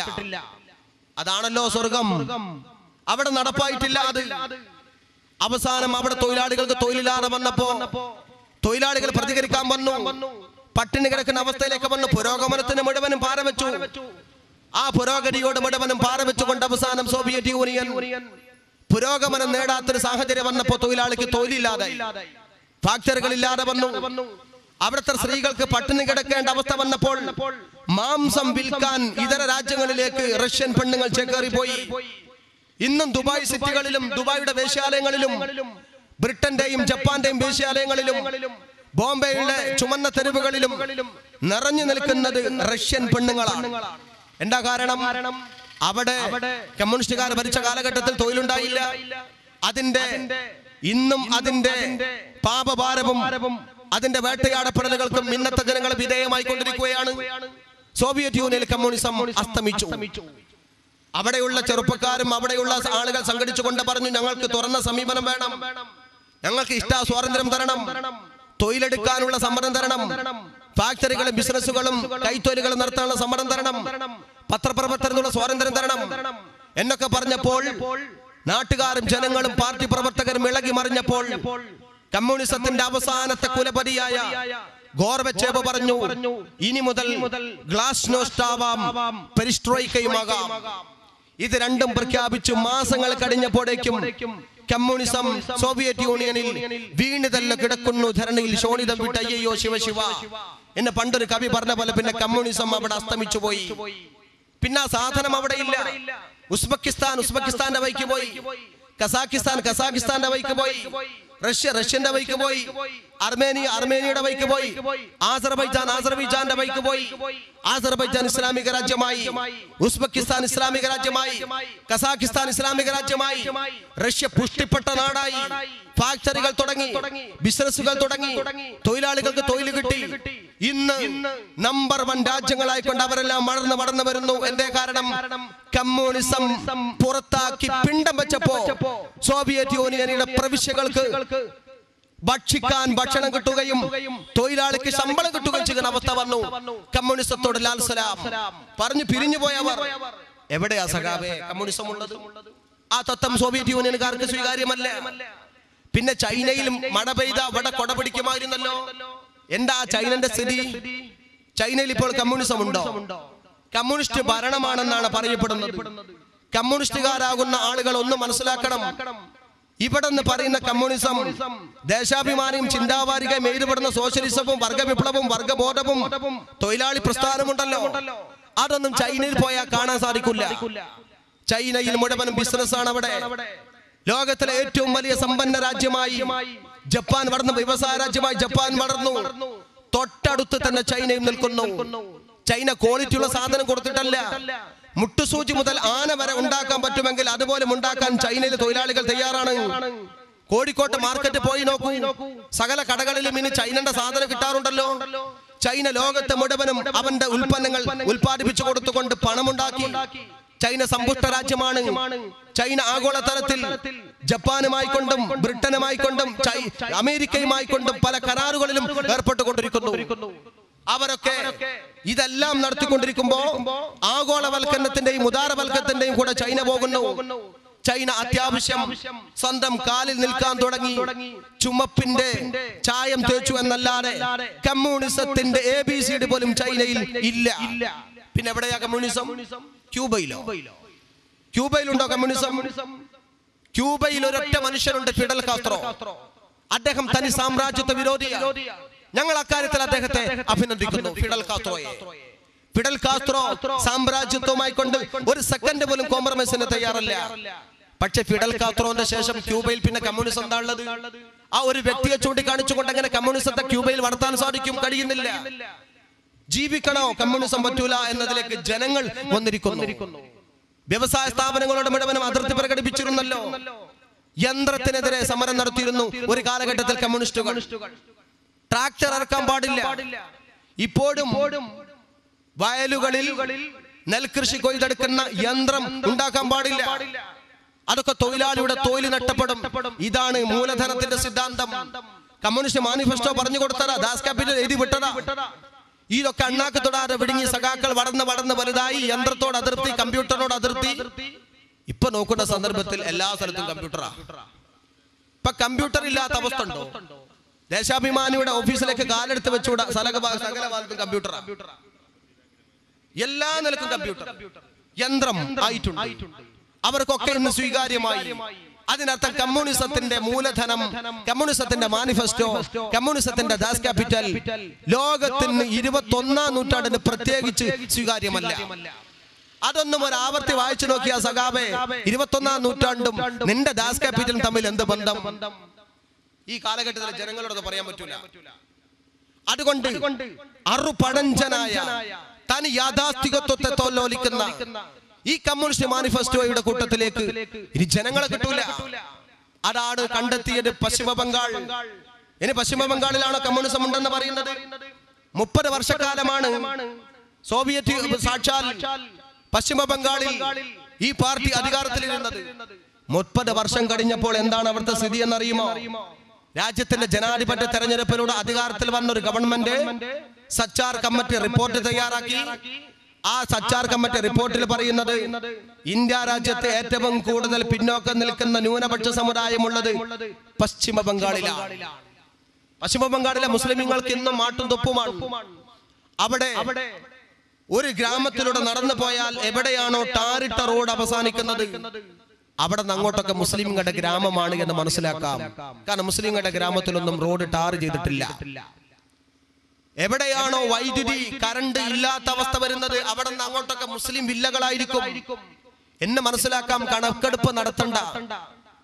എവിടെയാണോ വെള്ളം കിട്ടാത്ത അവസ്ഥ വരുന്നത് അവിടെ നിന്ന് അങ്ങോട്ടൊക്കെ മുസ്ലിമീങ്ങളുടെ പ്രദേശമായിരിക്കുമെന്ന് മനസ്സിലാക്കാം. ഇത് പറയുന്നത് ഞങ്ങളല്ല. ഇത് പറയുന്നത് സച്ചാർ കമ്മിറ്റി റിപ്പോർട്ട് തയ്യാറാക്കിയ സമിതിയിലെ ഒരു അംഗം കോഴിക്കോട്ട് സെമിനാർ നടത്തിയതാണ്. ഇത് റിപ്പോർട്ട് ചെയ്തത് വീരേന്ദ്രകുമാറിന്റെ പത്രമായ മാതൃഭൂമി. അപ്പൊ ഞങ്ങൾ ചോദിക്കട്ടെ, മുസ്ലിമീങ്ങൾക്ക് 30 കൊല്ലക്കാലം കമ്മ്യൂണിസ്റ്റുകൾ അധികാരത്തിലിരുന്നിട്ട് കറണ്ട് കൊടുക്കാത്ത, വെള്ളം കൊടുക്കാത്ത, റോഡ് ടാറിട്ട് കൊടുക്കാത്ത, ആട്ടും തൊപ്പുമായി മാറ്റി നിർത്തപ്പെട്ട, ജോലി കൊടുക്കാത്ത മനുഷ്യൻ റിക്ഷ വലിച്ചു കൊണ്ടുപോകുന്ന ഗതികേടിലേക്ക് ഒരു സമൂഹത്തെ അപകടിച്ച ഇവരാണോ ന്യൂനപക്ഷ പ്രേമികൾ? ഇവരാണോ ഈ സമുദായത്തിന് രാജ്യത്തിന്റെ ഗുണകരമായിരിക്കുന്ന രൂപത്തിലുണ്ടായത്? നമ്മൾ കൊയ്യും വയലെല്ലാം നമ്മുടേതാകും പൈകളിയെ എന്ന് പറഞ്ഞുകൊണ്ട് പാർട്ടി പടുത്തുയർത്തുകയും ഭൂമി കർഷകന്, കൃഷിഭൂമി കർഷകന് എന്ന് പറഞ്ഞുകൊണ്ട് മുദ്രാവാക്യം വിളിക്കുകയും ചെയ്തവർ, നന്ദിഗ്രാമിൽ പാടത്തും പറമ്പത്തും പണിയെടുക്കുന്ന കർഷകൻ തന്റെ കൃഷിഭൂമിക്ക് വേണ്ടി സമരം ചെയ്തപ്പോൾ അതിക്രൂരമായി കൊണ്ട് വെടിവെച്ച് കൊന്നില്ലേ? അവിടെ സാമാന്യമായി ആ സമരത്തെ പോലും നോക്കിക്കാണാനുള്ള സഹിഷ്ണുതാബോധം, വിശാല മനസ്കത അവിടുത്തെ ഗവൺമെന്റിനുണ്ടായോ? ആ സഹിഷ്ണുതയോടെ സമരത്തെ കണ്ടുകൊണ്ട് ചോരയിൽ മുക്കിക്കൊണ്ട് നശിപ്പിച്ചില്ലേ ആ സമരത്തെ? ഇവർക്കെന്ത് തൊഴിലാളി പ്രേമം, ഇവർക്കെന്ത് വർഗസ്നേഹം, ഇവർക്കെന്ത് മനുഷ്യത്വം? ഇത്തരം ആളുകളെ എന്തുകൊണ്ട് മനുഷ്യനോട് എങ്ങനെ സംവദിക്കാൻ സാധിക്കും? ഒരു ഗുണവും ഈ സമൂഹത്തിന് ചെയ്തു കൊടുക്കാത്ത ഒരു പ്രത്യയശാസ്ത്രം. ഇവർ പകരം വെച്ചത് ഇസ്ലാമിന് പകരമാണ്. ഇസ്ലാമിനപ്പുറമാണ് കമ്മ്യൂണിസത്തെ കൊണ്ടുവന്നത്. ഇസ്ലാം എന്ന് പറയുന്ന മതത്തിനപ്പുറത്ത് ഞങ്ങൾ കമ്മ്യൂണിസം ഉണ്ടാക്കാമെന്നാ പറഞ്ഞത്. ഓൺ റിലീജിയൻ എന്ന പുസ്തകമുണ്ട്, എഴുതി വെച്ചത് സഖാവ് ലെനിനാണ്. അദ്ദേഹം ഓൺ റിലീജിയനിൽ പറയുന്നത് ദൈവത്തിന്റെ തലയോട്ടി സ്വർഗത്തിൽ ചെന്നിട്ടാണെങ്കിലും ഞാൻ തട്ടിത്തെറിപ്പിക്കുന്ന, ദൈവം ഉണ്ടായാൽ അവിടെ പാർട്ടി വളരൂല. പാർട്ടി വളർത്തണമോ ദൈവത്തെ തച്ചുടക്കണം. മതവിശ്വാസിക്ക് ഒരിക്കലും കമ്മ്യൂണിസ്റ്റുകാരനാവാൻ കഴിയില്ല. കമ്മ്യൂണിസ്റ്റുകാരൻ ഒരിക്കലും മതവിശ്വാസിയാവാനും കഴിയില്ല. അതുകൊണ്ട് മതത്തിന്റെ അവസാനത്തെ അടിവേരും പിഴുതെടുന്നുകൊണ്ടാവണം നമ്മുടെ വർഗബോധത്തോടുകൂടി തൊഴിലാളി പ്രസ്ഥാനമായ കമ്മ്യൂണിസത്തെ കെട്ടിപ്പടുക്കാൻ പറഞ്ഞത് ഓൺ റിലീജിയൻ, മതത്തെ പറ്റി എന്ന പുസ്തകത്തിൽ സഖാവ് ലെനിന. മതവുമായി കൊണ്ട് ഒരു ബന്ധവും പാടില്ല എന്ന് അവരുടെ കാഴ്ചപ്പാട്. ഇസ്ലാം മതവുമായി കൊണ്ടൊരു ബന്ധവും പാടില്ല എന്ന് അവരുടെ കാഴ്ചപ്പാട്.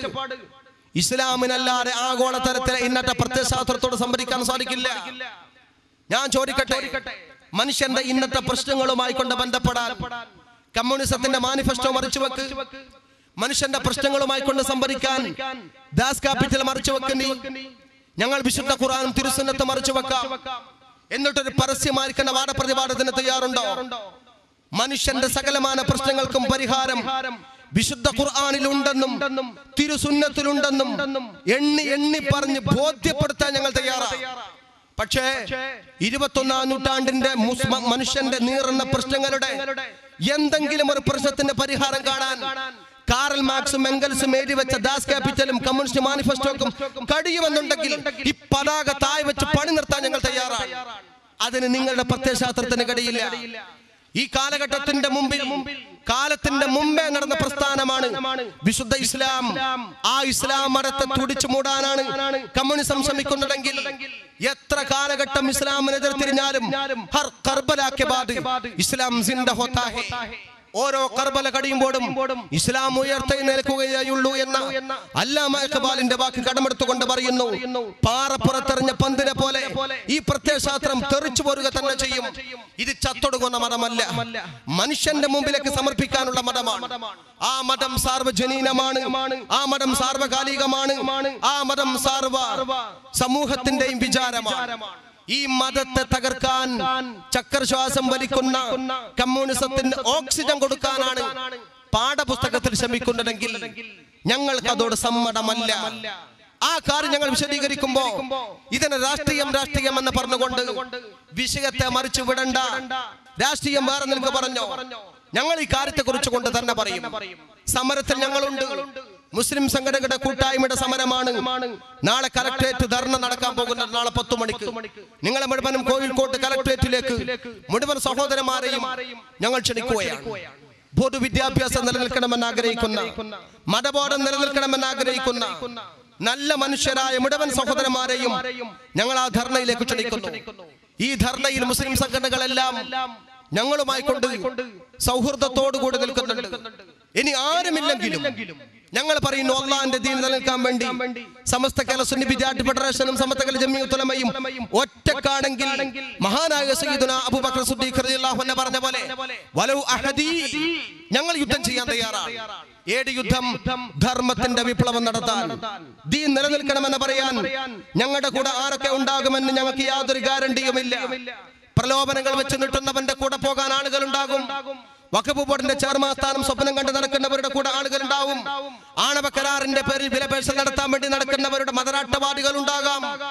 എന്തെങ്കിലും സ്കൂളുകളോ വെച്ച് നിട്ടുകൊണ്ട് പോകുമ്പോഴേക്കും ഇസ്ലാം മതത്തിന്റെ നിലനിൽപ്പിന് വേണ്ടിയുള്ള സമരത്ത് കൊണ്ട് പിന്തിരിഞ്ഞു പോകുന്നവരുണ്ടാകാം. യുദ്ധത്തിൽ നിന്നുകൊണ്ട് പിന്തിരിഞ്ഞു പോവുക എന്നത് ഒരു വിശ്വാസിയെ സംബന്ധിച്ചിടത്തോളം ഭൂഷണമല്ല എന്ന് ബോധമുണ്ടെങ്കിൽ ഈ സമരത്തിന്റെ മുമ്പിൽ വിജയിച്ചില്ല എങ്കിൽ പോലും സമരവുമായി കൊണ്ട് മുന്നോട്ട് പോകാൻ ഈ സമുദായം തയ്യാറാണ് എന്ന് മാത്രമേ ഞങ്ങൾക്ക് സൂചിപ്പിക്കാനുള്ളൂ. നാളെ പടച്ച റബ്ബിന്റെ മുമ്പിലേക്ക് ഞങ്ങൾക്ക് പോകണം.